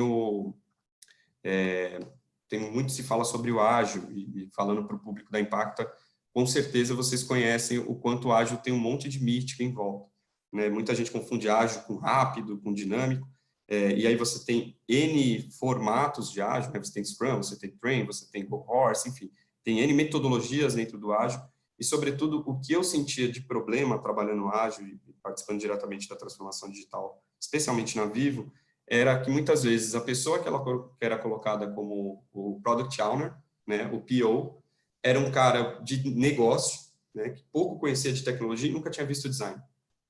Isso gera um problemão. E a gente vai falar mais para frente como é que a gente vem resolvendo esse problema. Então, para entender o sweet spot, é preciso ter essas capacidades. Entender um pouco do negócio, saber qual é a proposta de valor do negócio, saber as capacidades de tecnologia, e aqui eu não estou falando só de linguagem de programação, não tem a ver tanto com codagem, e muito mais com possibilidades, né? Canais, ecossistema, arquitetura, e por último essa linha nova do design. Então, por exemplo, processos de design thinking para poder trazer ideias de coisas que pareciam inconcebíveis, como viabilizar, saber organizar um product backlog baseado nos anseios do cliente e não puramente nas necessidades de negócio. Tudo isso ainda é novo e está sendo assimilado. O pessoal me pergunta com muita frequência, eu preciso ser um designer para trabalhar com Customer Experience? Olha, para trabalhar com User Experience, se você tem uma tela envolvida no processo e você vai fazer técnicas de heurística, vai seguir os mandamentos de Don Norman, sim, você precisa ser designer. UX, necessariamente você tem que ser designer. Para ser CX, não precisa ser designer, mas precisa conhecer um pouquinho desse universo e trazer conhecimentos específicos de UX para a mesa para poder tomar decisões de negócio e tecnologia. Tá? Espero que eu tenha conseguido me fazer claro. Para quem está no dia a dia nas empresas, isso já é uma realidade, né? Mas vamos falar um pouco sobre ferramenta. Como é que eu trago isso? Acho que alguém tentou falar. Não? Vou seguir aqui. Então, aqui é um exemplo de jornada de compra. Isso aqui é um Service Blueprint. Ele tem N formatos. Eu já trabalhava com isso há muito tempo atrás, desde a Email Vision, que era uma startup de e-mail marketing. A gente não desenhava nesse nível de detalhes, mas a gente entendia a jornada do cliente. Estou falando de 10 anos atrás, então não é necessariamente uma novidade. Mas a forma como isso tem sido utilizado e a necessidade de conseguir mapear isso é enorme. Isso é um journey mapping. Nesse aqui, especificamente, tem as necessidades de negócio. Eu não vou entrar nem no mérito de quem é o cliente, tá? Mas é uma jornada de compra. Então, aqui a gente entende tudo que o cliente fez, pensou. Antes disso, tem um trabalho muito forte de UX e Service Design, que é a construção da persona, ter o mapa de empatia, entender suas dores, seus anseios, entender o mapa de humor, a curva dramática durante esse processo todo, o que ele sentiu, tipo de leso que ele está tendo. E muitas vezes o que a gente faz é desenhar a jornada como ela é, a jornada as is, como a gente fala, identificar os pontos de dor para poder projetar a jornada to be. As empresas estão cada vez mais tendo esse material em mãos, mas ele não é o mais importante. É isso que a gente sempre tenta colocar no dia a dia lá dentro da parte de consultoria, tanto na Mutante quanto dentro dos clientes que a gente atua. Isso é uma ferramenta de trabalho. Depois que você mapeia a experiência do cliente, entende suas dores, esses pain points aqui, acho que vocês enxergam o meu cursor, né?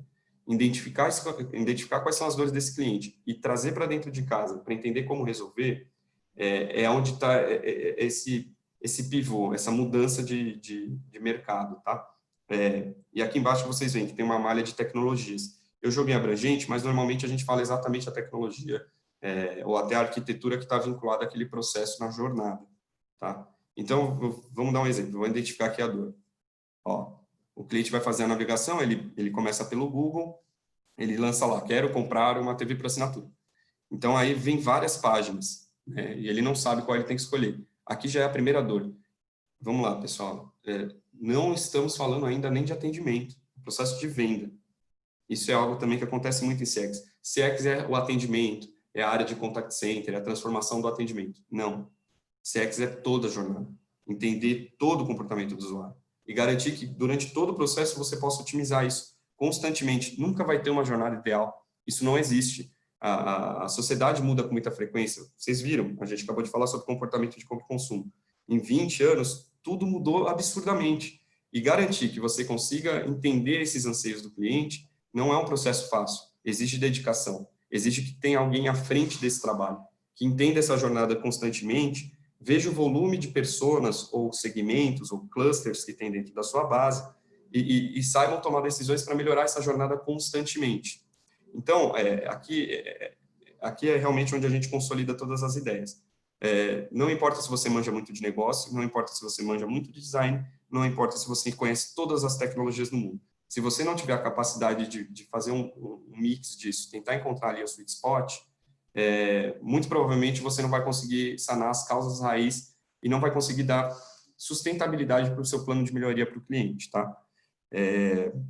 Isso é muito importante. Ter um product backlog, eu falava isso com alguma frequência na vida, ter o product backlog, né, ter ali a lista do que tem que ser melhorado para o cliente dentro do processo qualquer de ágil, não quer dizer que aquilo vai resolver o problema, porque a qualquer momento tudo muda e você tem que repriorizar todo o seu burn-up, todo o seu gráfico, todo o seu backlog de melhorias que você tinha imaginado.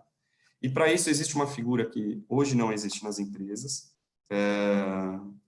hoje realmente ainda é algo que a gente está fomentando, a Mutante já tem esse papel, é um papel muito complexo, né? Tem que ser uma pessoa de alta senioridade, mas que todo mundo pode testar, praticar, para ver se consegue realizar. Até aqui tudo bem? Muito legal o feedback aí do Robson, obrigado, viu, cara? É de verdade, tem muito marketing envolvido. Então, quando a gente pensa na nova configuração do colaborador mesmo, surge essa figura que é o Journey Owner. Nas empresas que eu participei de transformação digital, o PO ele recebe uma sobrecarga, o Product Owner, ele recebe uma sobrecarga de demanda, e muitas vezes ele é um cara técnico, ele não entende a jornada, ou ainda que tenha dentro ali do seu squad uma pessoa específica de UX, ajudando ele a entender a tela, como é o processo do cliente, ali a jornada, ninguém ali consegue ter a visão do todo, especialmente esse viés do negócio, né? Quando a gente estuda ágil, eu não sei quantos de vocês já tiveram ligação com isso, no MBA acredito que bastante gente, mas a gente vê muito a parte do Spotify, né? O exemplo que a gente tem como empresa ideal do que é o ágil, do formato de squads e tal, é o Spotify. O Spotify é uma empresa de engenheiros. O Product Owner era um cara preocupado de verdade com o produto. É uma empresa que nasceu assim, eles têm um produto. Então, usar isso como uma forma de escala sempre me pareceu estranho. E hoje a gente está trazendo cada vez mais para o negócio, especialmente no Brasil, que é um mercado super complexo, é necessário entender o comportamento do brasileiro para poder ter um bom Journey Owner, o cara tem que entender esse comportamento. E esse Journey Owner, e aqui não é uma relação de hierarquia, tá, pessoal? Mas, de fato, o Journey Owner está olhando a jornada, ele está olhando o cliente final, e não o produto. E isso tem trazido muita diferença para a gente. A gente consegue priorizar um Product Backlog com muito mais eficiência quando a pessoa está olhando a jornada. Ela conhece todas as jornadas do cliente, mas ela é especialista naquela específica de vendas, por exemplo. Ela pode ter 3, 4 Product Owners que acabam respondendo para ela. E aí, quando a gente vai falar de organização de trabalho, se a gente for aqui para tribos, chapter, formato de organização, existem N. Mas a figura do Journey Owner é como se ele fosse um cara que chega dentro do squad e fala, pessoal, esse produto aqui que vocês cuidam está me dando esse problema aqui. Eu preciso que vocês resolvam rápido. Isso é prioridade agora. E não ficar fazendo sort card para ver a prioridade do que cabe dentro de uma esteira de desenvolvimento. Eu sei que esse tema é um pouco mais sensível, não sei se todos estão familiarizados com isso, mas, de fato, isso vai mudar muito a forma como a gente trabalha, tá? A figura do Journey Owner ainda está sendo introduzida nas empresas. A própria figura do CX, hoje você vê muitas áreas de CX, que a pessoa se posiciona analista de CX, de Customer Experience, experiência do cliente, mas ainda está se moldando o que é esse papel. E a gente tem fomentado muito o mercado sobre essa figura do Journey Owner, as suas capacidades, as suas necessidades de conhecimento e como que ele apoia nessa transformação digital, tá bom? Eu acho que esse aqui, sem dúvida, licença. Desculpa. Isso aqui, sem dúvida, é algo novo. A gente ainda está em fase de testar, errar, aprender, escalar. Mas aonde a gente tem realizado esse trabalho, e a gente está falando de clientes como Vivo, Sky, claro, dentro das telecoms, os grandes bancos também, enfim, a Montante tem feito isso e as empresas têm assimilado cada vez mais, e aí você deixa o Product Owner muito mais focado na sua função, que é entregar um canal, um produto sólido, eficiente, do que ficar preocupado com qual é a priorização. Quando a gente usa esse termo Owner, é muito interessante. O que mais eu percebo durante a minha carreira, tanto a parte acadêmica quanto a parte corporativa, é que falta ownership, né? Falta responsabilidade sobre algo. Quem é o dono de tal coisa? Então, eu vi aqui, a Andresa falou sobre client owner. Exatamente, quem que dentro da companhia, a governança, né? Quem que olhava para o cliente até a era que o cliente se manifestava? Até agora, ninguém olhava muito o cliente, né? Você sempre tem uma pessoa ou outra que é entusiasta, um passional dentro da equipe, e fala, pô, mas e o cliente? E o cliente? Mas, na prática, não tinha esse cargo, né? O Journey Owner pode ser essa figura. Ele é o responsável por olhar a jornada, garantir que a conta feche. Pessoal, não esqueça, a conta tem que fechar, os negócios vivem de lucro, não tem jeito. Só que dá para ter lucro privilegiando o cliente. Sabe quando você encontra o mundo ideal, onde você é beneficiado, o cliente é beneficiado e todo mundo sai feliz?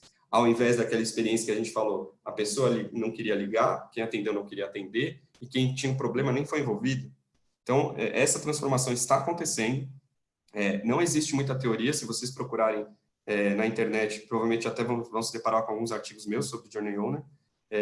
O Bruno Coelho, que era meu par, junto com o Rafa, meu diretor, e o Bruno Aires, a galera da Mutante, começou com isso lá atrás e hoje isso vem se consolidando.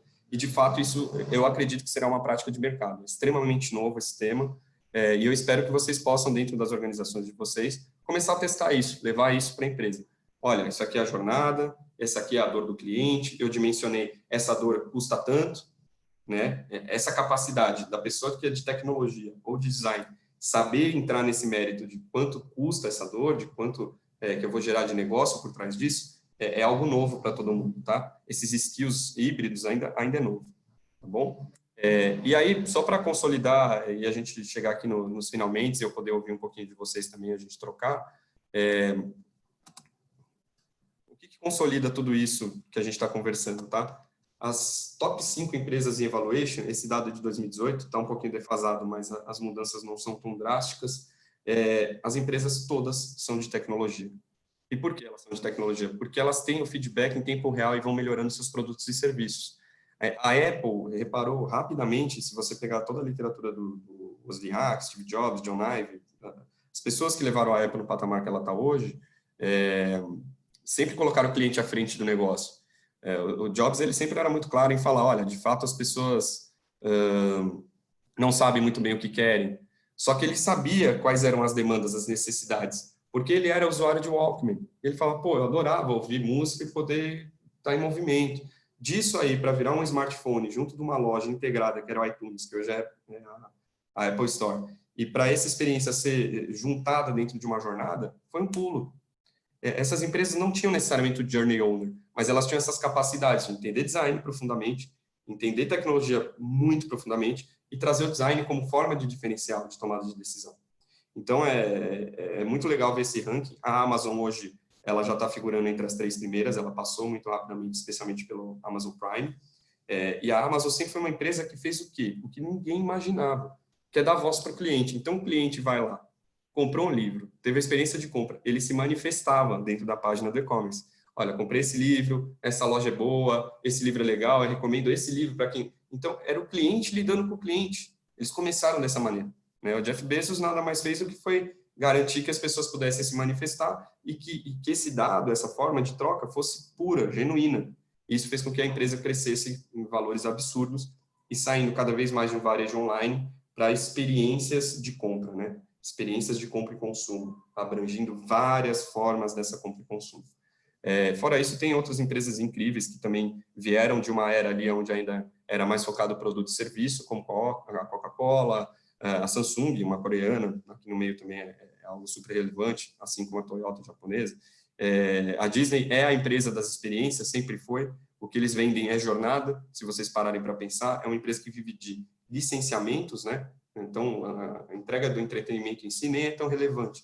O licenciamento do pós-venda, depois do consumo desse entretenimento, é que faz o valor da companhia. E aí tem rádio, tem TV, tem streaming, enfim. Tudo isso aqui é para falar que o cliente está à frente do negócio. Entender o cliente, colocar ele sempre à frente do negócio, é o que traz o diferencial para as marcas e para a relação que a gente tem hoje em dia. Tá bom? Bom, aqui a gente vai entrar no finalzinho e não tem como não falar disso. Alguém citou, inclusive, eu acho que alguém já viu minha palestra ou pegou meu conteúdo antes. O Radamés aqui, ó. Empirismo e empatia também é fundamental. Empatia é tudo. Nada substitui as relações humanas. Então, por mais que a gente esteja falando de tecnologia, de conhecimento de canal aqui, nada substitui o ser humano. Desrobotizar o ser humano, garantir que ele tenha autonomia, que ele tome suas próprias decisões. E humanizar os robôs, garantir que eles tenham essa capacidade de entender e relacionar, é o desafio constante para todos nós aqui. Ter essa empatia é fundamental, essa é a chave. Não importa o canal, o produto ou tecnologia. A gente sempre vai se deparar com a necessidade de humanos se relacionando e buscando um bem comum. Então, eu acho que essa era a ideia central do que eu queria falar para vocês. Obrigado a todo mundo que chegou até aqui. Eu acho que a gente vai abrir para perguntas, para poder trocar um pouquinho. Queria encerrar agradecendo de verdade o convite. Aqui tem alguns dados meus, de verdade, pessoal. Meu WhatsApp é pessoal, fique à vontade de contato, meu e-mail também. Agradecer ao Endo e todo o impacto pela estrutura, pela oportunidade, pela abrangência. É muito legal poder falar sobre esse tema, que ainda está em construção, é always learning aqui, não tem como a gente fechar esse conteúdo. Gostaria de agradecer ao Rafael Soares, que é meu diretor, meu amigo, um cara que manja demais disso aqui, que dá toda a oportunidade para a gente. O Coelho, que foi quem me inspirou e possibilitou que eu pudesse falar sobre esse tema com tanta propriedade, de verdade, com segurança. A minha esposa, que eu acho que estava aqui na live até agora, a Bruna, pela paciência e parceria, não é fácil, a gente tem que trabalhar muito para não perder nenhuma oportunidade. Então, obrigado de verdade, ela sabe o quanto eu sou passional com isso aqui, o quanto eu me esforço para conseguir estar à frente das informações, e de verdade, vocês, porque senão, né, para que serve esse monte de palavras aqui, esse monólogo? Agradecer de verdade, não foi monólogo não, na verdade eu fiquei muito feliz aqui de poder ter essa troca. Eu confesso que eu tenho usado o Google Meets, e ele não permite tanto essa troca, né, o chat não popa, então o Zoom foi muito legal nesse sentido, achei bem bacana. Eu conversei com o Eduardo Endo, com a galera da Impacta, posteriormente eu devo mandar para vocês uma pesquisa para pegar o feedback, tentar melhorar tudo aquilo que não atendeu à expectativa e às dúvidas de vocês. E tem mais conteúdo, o blog da Mutante tem conteúdo demais sobre CX, conteúdo qualificado, a gente participa, todos os executivos, já somos mais de 3.200 mutantes, todos participam desse material. O site Estratégias que Transformam, do meu amigo Renato Castro, tem muito conteúdo meu lá, tem uma matéria específica sobre Journey Owner, quem quiser aprofundar um pouquinho mais esse conhecimento, tem uma sobre Omnichannel, o Omnichannel caminha muito com o CX, estar em todos os canais e cumprir a promessa é algo fundamental. E o meu LinkedIn, fiquem à vontade para entrar, trocar, e eu espero de verdade encontrar com vocês por aí, a gente poder trocar mais ideias, vocês conhecerem um pouco do trabalho da Mutante, os desafios que vocês têm nas empresas de vocês. E é isso, pessoal. Agora eu abro para perguntas, vou parar de compartilhar minha tela e vou ver o meu próprio rosto, que é algo que me assusta um pouquinho. Tá bom? Muito obrigado, pessoal. Agora eu tô à vontade aí, o que vocês quiserem saber. Olha, 63 pessoas até agora. Obrigado, pessoal. Não imaginava. Bom, Hamilton, Kleber aqui falando, um abraço aí, conteúdo muito bom. Eu não vou escrever porque eu estou segurando minha filha aqui agora, tá um pouco complicado. Então, cara, é isso aí, eu tenho que sair agora. Conteúdo muito bom, parabéns aí pelo conteúdo, hein? Obrigado, Kleber. Você é um professor para mim, cara, de verdade. O Kleber foi meu gestor por muito tempo, trabalhamos juntos na Meio Virgem, na Serasa. Hoje ele está lá no Canadá com a filhinha e muito legal de poder participar. Alguém tem alguma dúvida, quer trocar alguma ideia? Hamilton. Tô à vontade. Pois Oi? não, Tá me ouvindo? Jafé? Isso. Oi, Jafé. Tô te ouvindo. Então, uma pergunta. Tem alguma diferença ou ligação? Eu acho que tem mais diferença. Entre User Research com Customer Experience? Ou um precisa do outro? Ou, tipo, são um pouquinho diferentes? Perfeito, cara. Olha, UX Research é fundamental para a construção da empatia. Essa parte de conhecer o cliente, ter dados para tomar decisões, a gente falou um pouco sobre dados. Eu sempre falo muito sobre dados, sobre a capacidade de você juntar dados que até então não pareciam uma informação e extrair dali uma informação acionável, né? O processo de UX Research garante que você tome decisões muito mais embasadas. Então, pesquisas de profundidade, especialmente as qualitativas, né? Você entender comportamento de compra e consumo, estudos etimológicos, que é algo que está avançando muito no Brasil, observação do usuário, entender o seu comportamento, isso agrega muito para a construção da jornada, para a concepção da persona e para todo o processo de CX. De verdade, Jafé, eu não consigo imaginar Customer Experience sem UX Research, sem esse conhecimento profundo do comportamento do usuário, tá? Entendi. Então, no caso, o User Research seria uma ferramenta para o Customer Experience. Perfeito. Na verdade, todas as ferramentas de pesquisa, especialmente focadas em usuário, elas vão fomentar as decisões, vão garantir, por exemplo, que o Journey Owner ele não tome decisões por puro empirismo ou por uma empatia mínima que é a dele mesmo, mas que ele tenha ali fundamento, profundidade para tomar as melhores decisões dentro da jornada. Muitas vezes, as empresas procuram a gente só para essa parte. Eu não necessariamente vou desenhar a jornada, Eu tenho só que aprofundar o conhecimento daquele público e entregar uma persona, entregar, de fato, um mapa de empatia para que ele possa tomar as decisões. Então, às vezes eu até consigo vender UX, vender é uma palavra ruim, mas eu consigo trabalhar só UX Research, e às vezes eu nem chego na parte do Customer Experience, esse desenho da jornada. Então, de fato, UX Research não é só uma ferramenta, mas é uma disciplina, uma área do saber, do conhecimento, fundamental para a tomada de decisão e conhecimento do cliente. Entendi. Então, de uma Me forma fiz assim, claro? sim, de uma forma assim bem resumida mesmo, para quem é leigo que um dia perguntar, é tipo, user research, você pesquisa a experiência, a atitude do usuário, e o customer experience você meio que vai elaborar e modificar um pouco essa experiência para ela ficar melhor. De forma pragmática é isso, Jafé. Forma pragmática. Um é conhecer, o outro é executar. Porque também é aquilo, não adianta muito fazer pesquisa, coletar a percepção do usuário, se você não vai aplicar aquilo. É tipo você saber que tem um problema, conhecer a frustração do seu cliente, ou do seu futuro cliente, e não poder acionar aquele dado, não poder fazer nada com aquela informação. E acontece, tá? Você vê que, por exemplo, as empresas, principalmente as mais consolidadas, têm áreas de pesquisa. Muitas vezes eles ficam lá constantemente gerando pesquisa e geram insight, e a área de tecnologia nem envolvida nunca soube que teve uma pesquisa, sabe? Então, se você não conseguir converter essas duas, a necessidade do cliente com quem está, de fato, transformando as experiências, de verdade, a pesquisa não serve para muita coisa. É que nem, eu ouço muito isso, os caras falam, eu detesto contratar insights, né? Na Serasa Experian a gente tinha vários estudos, o Mosaic, produtos de infobusca, enfim, que eram produtos de dados, de comportamento de usuário, de research.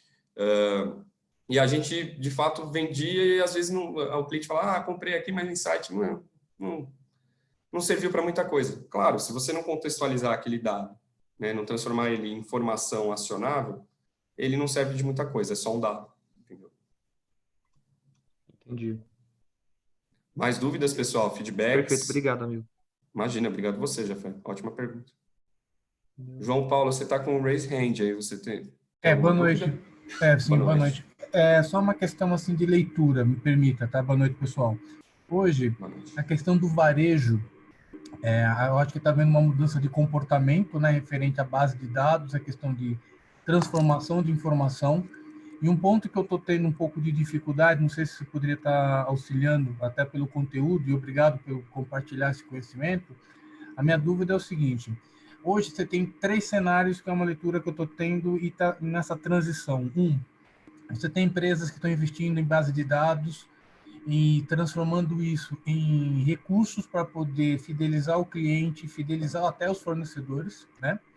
2, a questão que é o que tinha muito no final dos anos 2000 para agora, você tem a base de dados e não saber tratar, que é o que você relatou lá atrás, e não consegue ter essa conexão.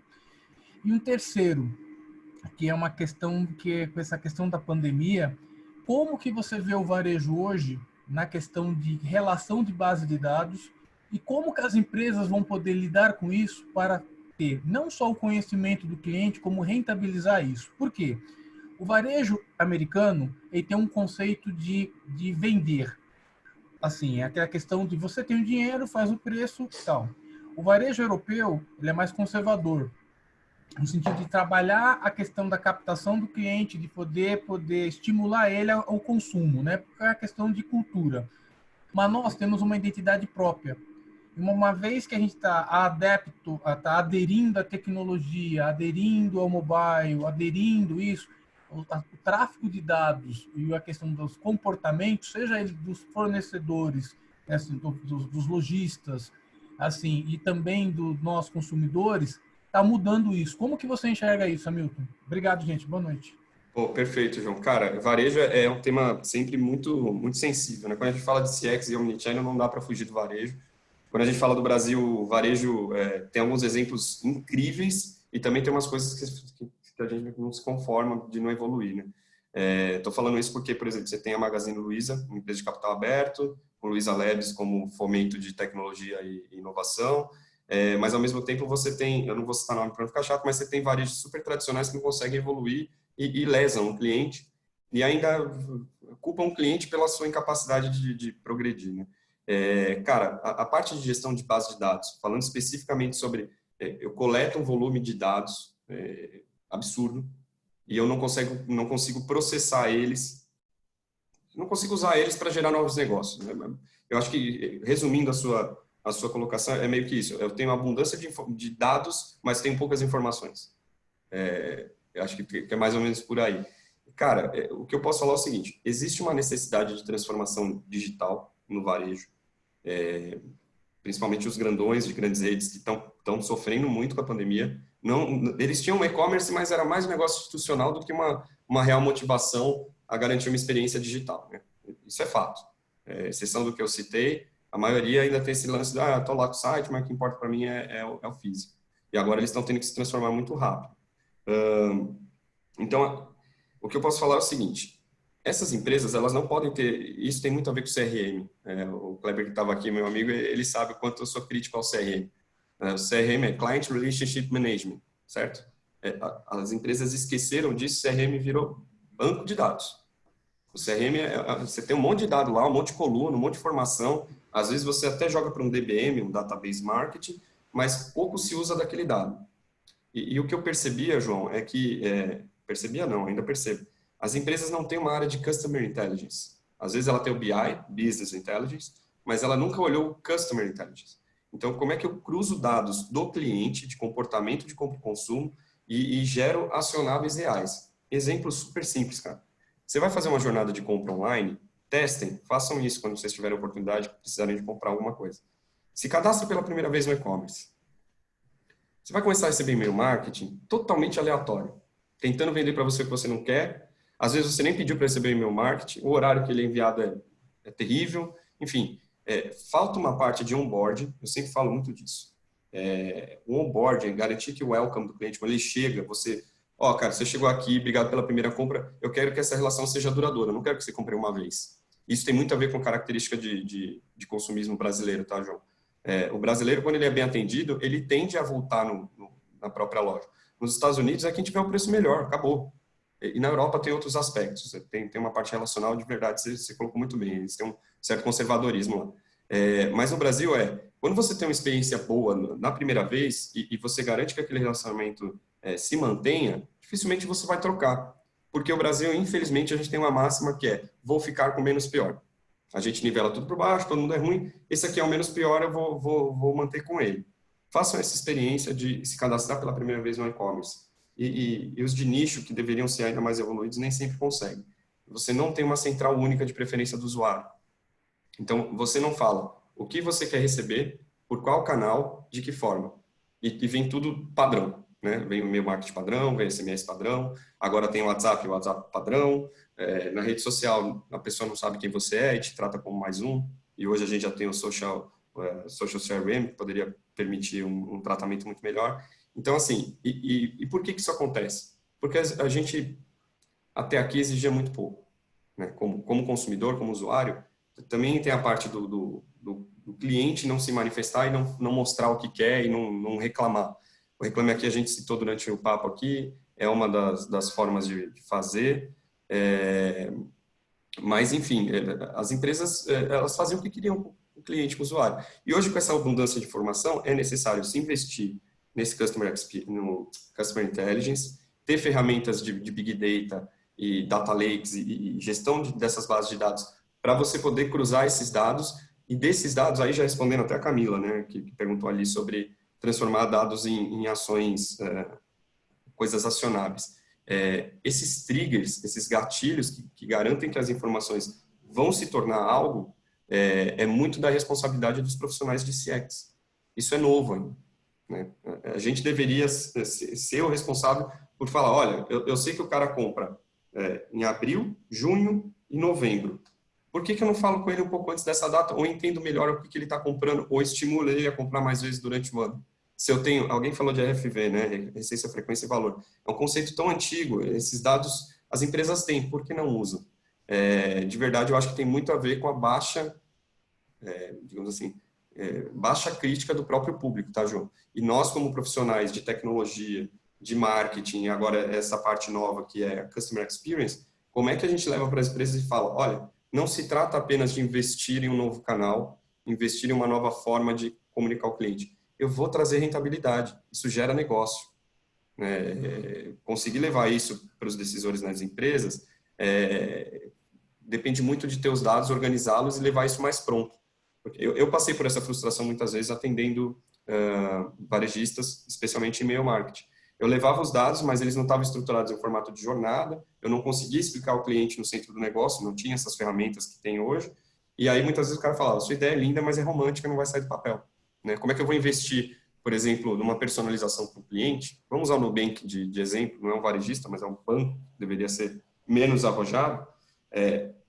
Eles têm autonomia, o atendente, que é o CX, é o XP, que fica na ponta atendendo, esse cara é um cara de atendimento, não é de venda, mas ele tem a capacidade de mandar um mimo para o cliente se ele entende ali um potencial, um relacionamento bacana. Ele tem um budgetzinho que ele pode ali mandar um presente mesmo, um mimo, para que essa relação seja estabelecida.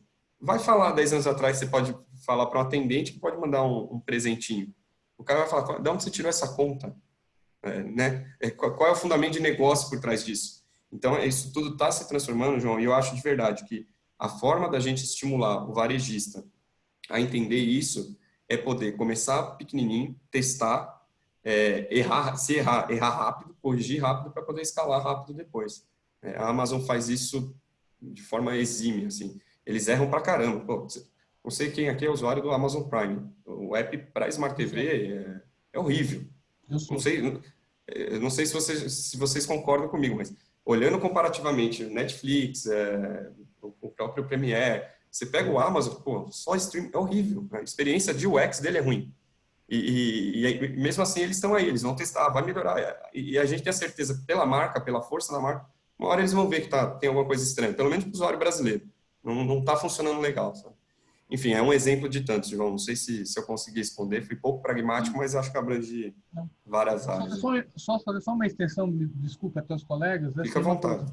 Daquilo que você colocou, como que você enxerga, então, as empresas de cartão de crédito? Por quê? Porque hoje, o que era para ser o lojista, né?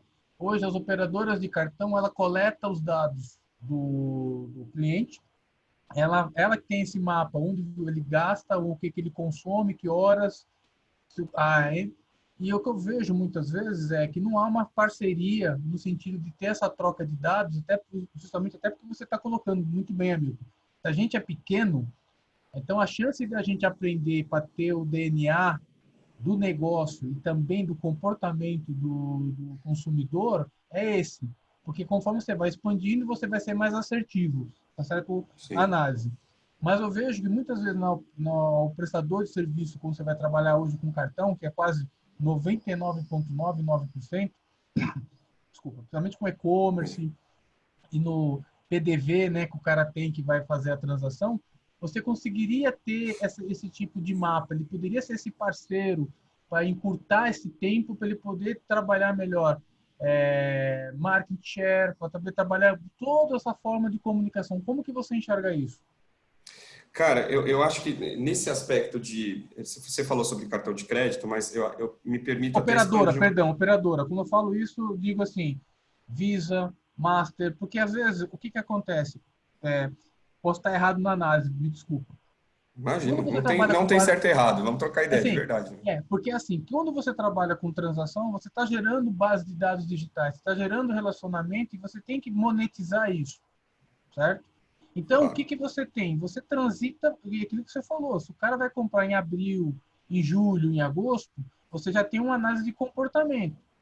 Sim. Então, com essa mudança que nós estamos hoje, o que você tem? Você tem uma base de dados em que você tem ou do seu ponto comercial, ou do prestador de serviço de TI que gera essa informação que ele fica guardado, ou de um RP, enfim, ele tem.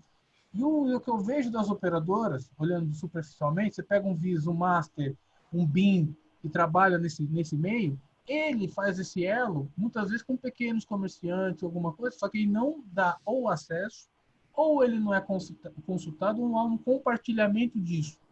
Eu estou já gerando Perfeito, nesse link? Como é que não, eu concordo contigo e digo mais, meios de pagamento e comportamento de compra e consumo baseado em dados transacionais é algo que tem um mar aberto enorme, cara, porque por muito tempo foi foi fechado, né? É um mercado que era muito fechado. Tanto se você pensar nas maquinetas, né? Pô, se você olhava 5 anos atrás, você tinha 1 ou 2 maquinetas, hoje é uma guerra, com entradas de empresas brasileiras muito fortes, mas os meios de pagamento em si estão sofrendo uma transformação absurda, assim, você pega, por exemplo, vou usar alguns nomes para a gente não ficar aqui muito político e muito sem trazer para a realidade, mas você pega um PicPay, a penetração do PicPay durante esse período de quarentena é absurdo, né? Você vê que eles estão fomentando as lives. Eu não assisto live, não gosto muito de ver música desse jeito, mas eu vi algumas e em todas tem lá o QR Code. É um comportamento totalmente diferente. Talvez no próximo passo que eu for o próximo papo que eu for fazer sobre esse assunto, com esse conteúdo, eu vou falar sobre meios de pagamento, porque como é que você pensa, como é que estão as empresas de maquineta nesse momento, né? Que tinham todos os dados e eram responsáveis, mais do que o cartão de crédito em si, a máquina fica com o dado da transação. Exatamente. Então, essas empresas pouco faziam pelo cliente, aí na relação B2B. Não tinha esse customer experience. E digo mais, quando você precisava de um suporte, algum atendimento especial, era horrível. A gente está ajudando algumas dessas empresas a se transformarem, de verdade, elas sabem que não estão legais nesse momento, só que precisou de toda uma transformação de mercado para poder ter a reação. O que a gente provoca muito, e para esse grupo aqui, pessoal, eu sempre peço de verdade, não esperem ter que ter uma pandemia, que agora o exemplo fica fácil, mas eu já falava isso antes de ter a pandemia. Não esperem uma mudança absurda de mercado para reagir. Então, eu acho que assim, o comerciante, agora eu vou de novo colocar a culpa no cliente, tá, João? Eu acho que o comerciante ele tem que exigir esse dado. Quando ele vai fechar com um fornecedor específico, ele não pode ir pelo fator preço, especificamente. Ele tem que entender o valor. E as informações, os dados, valem muito mais, às vezes, que ter um desconto de preço. Então, se tem um programa mínimo, o cara vai entregar o RFV dos clientes a cada X tempo, você vai pagar um pouquinho mais, mas esse dado é muita inteligência, muita ajuda para você tomar decisão sobre o negócio, sabe? E de verdade, por não fazerem isso tanto tempo, abriu espaço aí para tanta gente entrar e explorar esse mercado que era super monopolizado, vamos colocar assim. Concordo contigo, tá? Eu acho que, principalmente quando é pequeno, pouco se faz. E o Brasil é um paraíso para as empresas internacionais que vêm aqui, faz o que quiser, leva o dinheiro para fora e a gente ainda fica na tara de achar que está gerando negócio, está gerando emprego, enfim, no fim o dinheiro não fica para dentro, o dinheiro está indo para fora.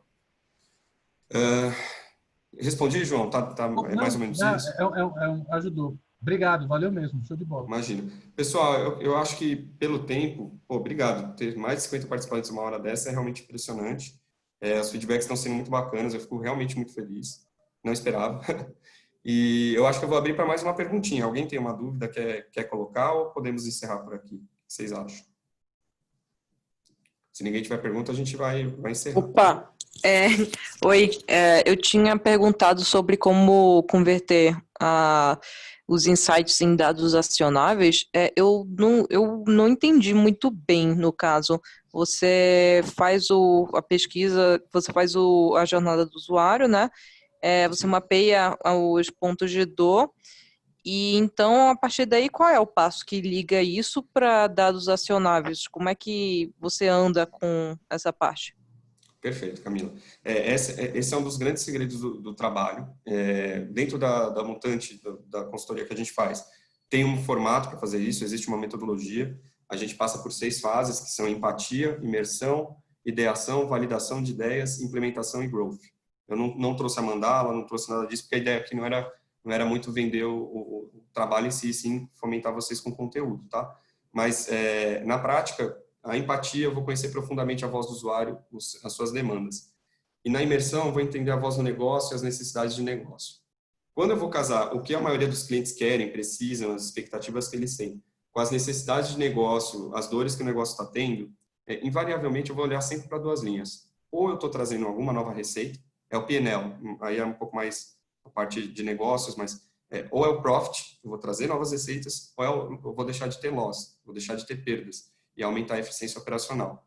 Quando você identifica uma dor dentro de uma jornada, eu acho que vale até compartilhar aqui minha tela novamente, tá? Porque esse conteúdo é um pouco mais, menos conceitual e mais técnico, tá? Deixa eu voltar aqui na apresentação. Vocês estão vendo minha tela, né? aqui especificamente, tá? Quando eu encontro um ponto de dor, tem vários formatos do Service Blueprint, tá, pessoal? Não necessariamente nesse formato aqui. Eu posso, por exemplo, trazer a evidência da dor, mostrar as telas que estão dando dor para ele. Aí, aqui, ó, existem muitas páginas disponíveis. Quantas páginas são? Quais os custos dela? Essas páginas são minhas? Eu consigo transformar que essa busca, que hoje é uma busca SEO, né, orgânica do Google, eu consigo transformar em paga para garantir que a busca vai ser mais assertiva? Além disso, esse cliente, ele já é da minha base, então eu consigo identificar ele com o Client ID e proporcionar para ele uma busca qualificada, para ele não ficar viajando na internet. Isso aqui a gente está falando de mídia, que é um ambiente menos controlado. Quando eu olho para dentro de casa, quando ele já está dentro dos meus canais, é muito mais fácil quantificar essa dor, entender o impacto para negócio e saber como é que eu vou ou reduzir um custo e aumentar a experiência, a qualidade da experiência desse cliente, ou trazer uma nova linha de receita. Exemplo clássico, tá, Camila? Sobre esse tipo de dados e como que a gente usa ele. Você tem ideia de quanto custa uma ligação quando cai no atendente humano? Numa empresa que tem mais de, sei lá, 100 mil funcionários? Eu penso que isso custa primeiro o salário, né, do atendente, né?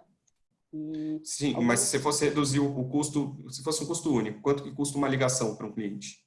Você consegue imaginar o valor? Não consigo.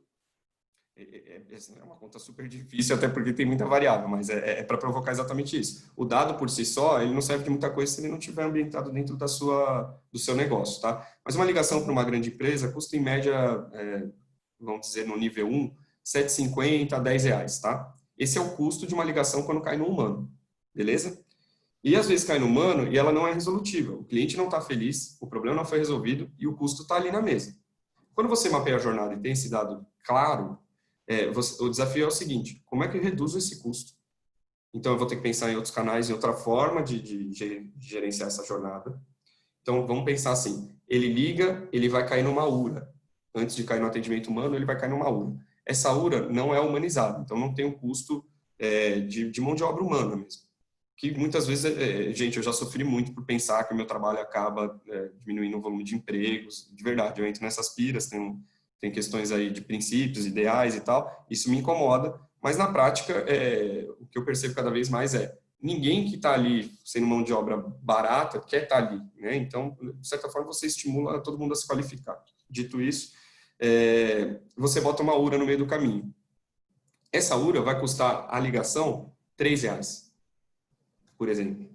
Então, ele ligou, caiu na URA, não derivou para o humano, eu deixei de perder R$4, R$5, R$6. Cada ligação que eu consigo reter dentro desse canal digital, ainda que telefônico ele é digital porque não tem um humano envolvido, eu consigo ir reduzindo esse custo. Aí a coisa vai tomando mais forma, tá, Camila? A gente está saindo aqui do conceito e vindo para a prática. Quanto mais esse volume vai aumentando, maior é meu saving e maior a minha eficiência operacional, porque eu não dou uma informação errada, eu não gero uma experiência ruim e eu aumento minha rentabilidade.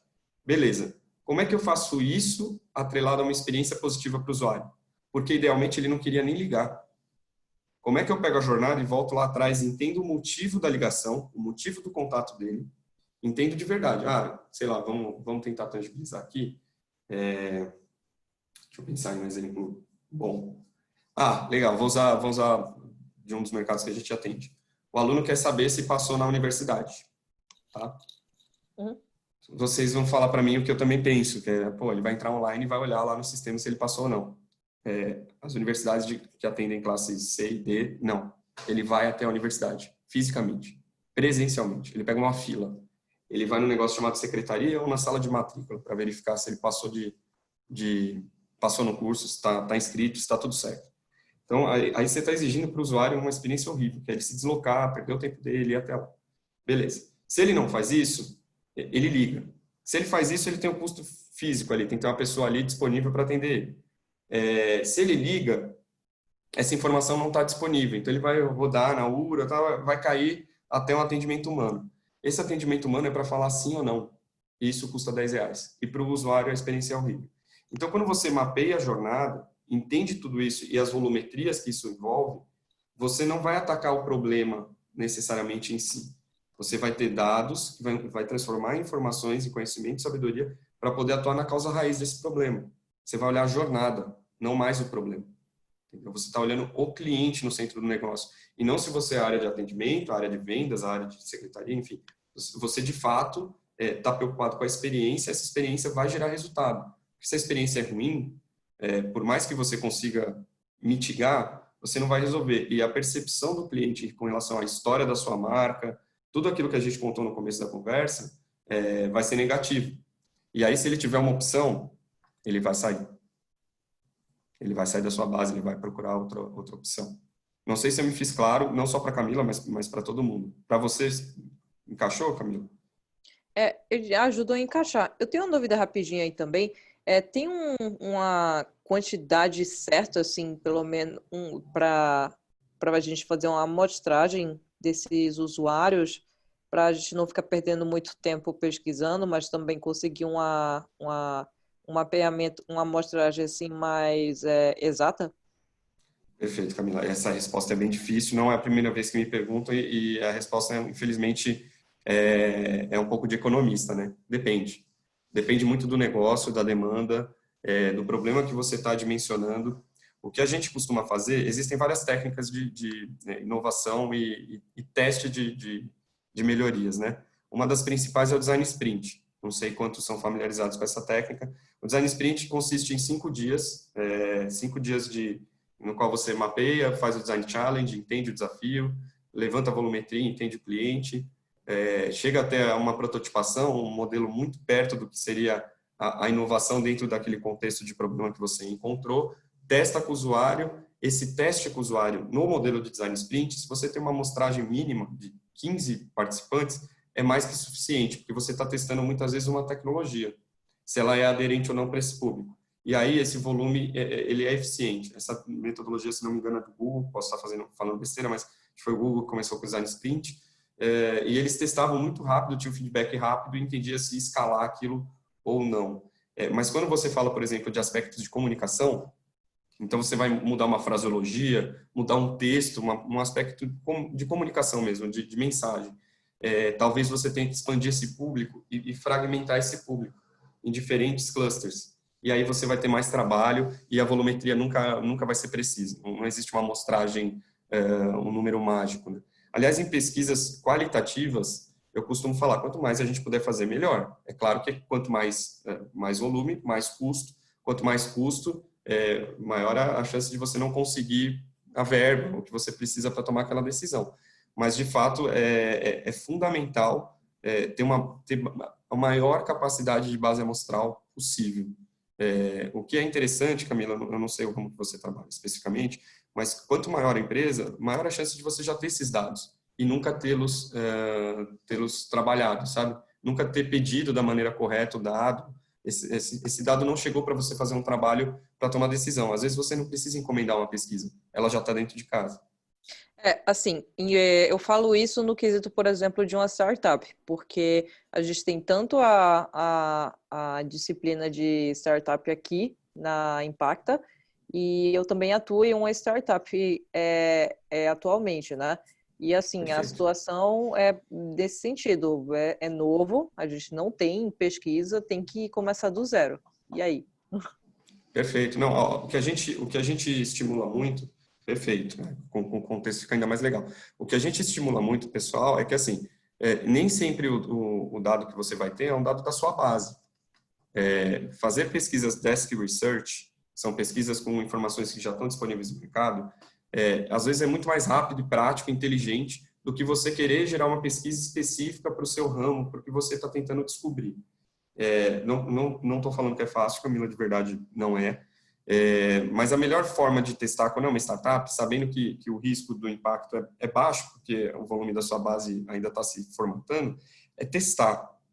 Não é pesquisar, é testar. Bota no ar, bota para 10% de tudo que você tem. É sério, esse número sim funciona. Se para 10% funcionar, ou para 8% de uma base total amostral de 10% funcionar, o seu 80-20 está garantido, expande. Não espere. Uma coisa que mudou muito no mindset, a forma de pensar sobre empresas, inovação e customer experience, é o seguinte: não podemos ter medo de errar, sabe? A gente aprendeu no mundo corporativo, por muitos anos, que não vai fazer tal coisa porque isso vai gerar uma dor de cabeça, pode dar errado. Cara, as empresas que estão transformando o mundo, todas aquelas que a gente viu no quadrante ali, que vem embaixo, elas erraram muito até chegar no patamar que estão. E como é software, né, a maioria delas é um software, é um app, é um ambiente digital, a capacidade de você ter uma arquitetura que permite esses testes, esse erro e acerto e rapidamente evoluir, é muito maior. Então, às vezes erra. Eu estou tentando, enquanto a gente está falando aqui, eu estou tentando pensar em algum erro crasso que a gente já viu por aí. Bom, eu usei a Amazon durante o papo. Para mim, o app da Amazon na Smart TV é um erro crasso, porque se pega o desktop, funciona legal. Por que na TV ainda não funciona legal, sabe? Eles estão testando. E aí eles estão pegando uma base amostral imensa, que não é nem amostragem, já é uma base realista, e com certeza, quando começar a chegar os feedbacks estruturados, eles vão mexer nisso. Então, a minha sugestão, Camila, no caso de startups dentro da sua realidade, não precisa de base amostral, teste com o usuário real. Se o volume de base ainda é pequeno, a maior chance que você tem é ter que dar um rollback. Isso não é para ser um problema, tá? As empresas, gente, quem já está no mercado há um tempo, sabe o quanto esse termo é assustador. Especialmente galera de código, banco de dados, tecnologia, galera que faz até esqueci o nome, gente, release, pessoal de release. É assustador o termo rollback, na verdade, mas hoje é possível, não é nada drástico, sabe? Você não vai perder negócio porque fez um rollback. Eu lembro muito de quando a gente foi lançar a última versão da minha Vivo, meu Vivo que eu participei para móvel, tinha muita inovação. A gente mudou todo o facelift, mudou todo o front, toda a parte de comunicação com o usuário, era assustador, porque a gente ainda não tinha conseguido subir ágil. Então, a gente não subia pedaços da solução, a gente já subia a solução completa. E aí é uma base de clientes muito grande, gente, a responsabilidade é enorme. Aí sim, a gente tinha que fazer a amostragem, testar com uma base pequena e tal, porque o rollback dentro dessa situação é assustador. Mas depois que a gente aprendeu essa cultura de subir aos pouquinhos, errar e acertar, a coisa melhorou muito. E hoje, assim, eu não estou mais na Vivo, mas eu tenho muito apego com a marca, tenho o meu legado lá, atendo também a Claro, atendo a TIM, atendo a Oi, atendo todas. Mas, de fato, ter participado do projeto e saber que a permissividade ao erro e para poder evoluir, ela evoluiu com a minha participação é incrível. Entrar dentro dos squads, falar para os POs, eu era agilista lá, né, Agile Mindset, falar para os POs, para os Scrums, falar, galera, vamos lançar, vai errar, acerta, melhora, itera, é isso que é ágil. Não é só a metodologia de entrega, é colocar o usuário no centro do negócio. Então, acho que eu me empolguei um pouquinho porque tem um lance passional, mas acho que consegui responder. Pessoal, vou ter que encerrar, o Endo tinha pedido para ser em 1h30, a gente já está expandindo aí para 2 horas de papo. Queria agradecer muito de verdade a participação de todos vocês. A ideia era realmente provocar, ter 50 participantes até agora é incrível, estou muito feliz com o resultado dessa troca aqui, e eu espero poder encontrar com vocês mais vezes, me sigam nas redes, vamos trocar ideia, tá bom? Muito obrigado, uma boa noite a todos. Bom feriado para quem é de São Paulo, né?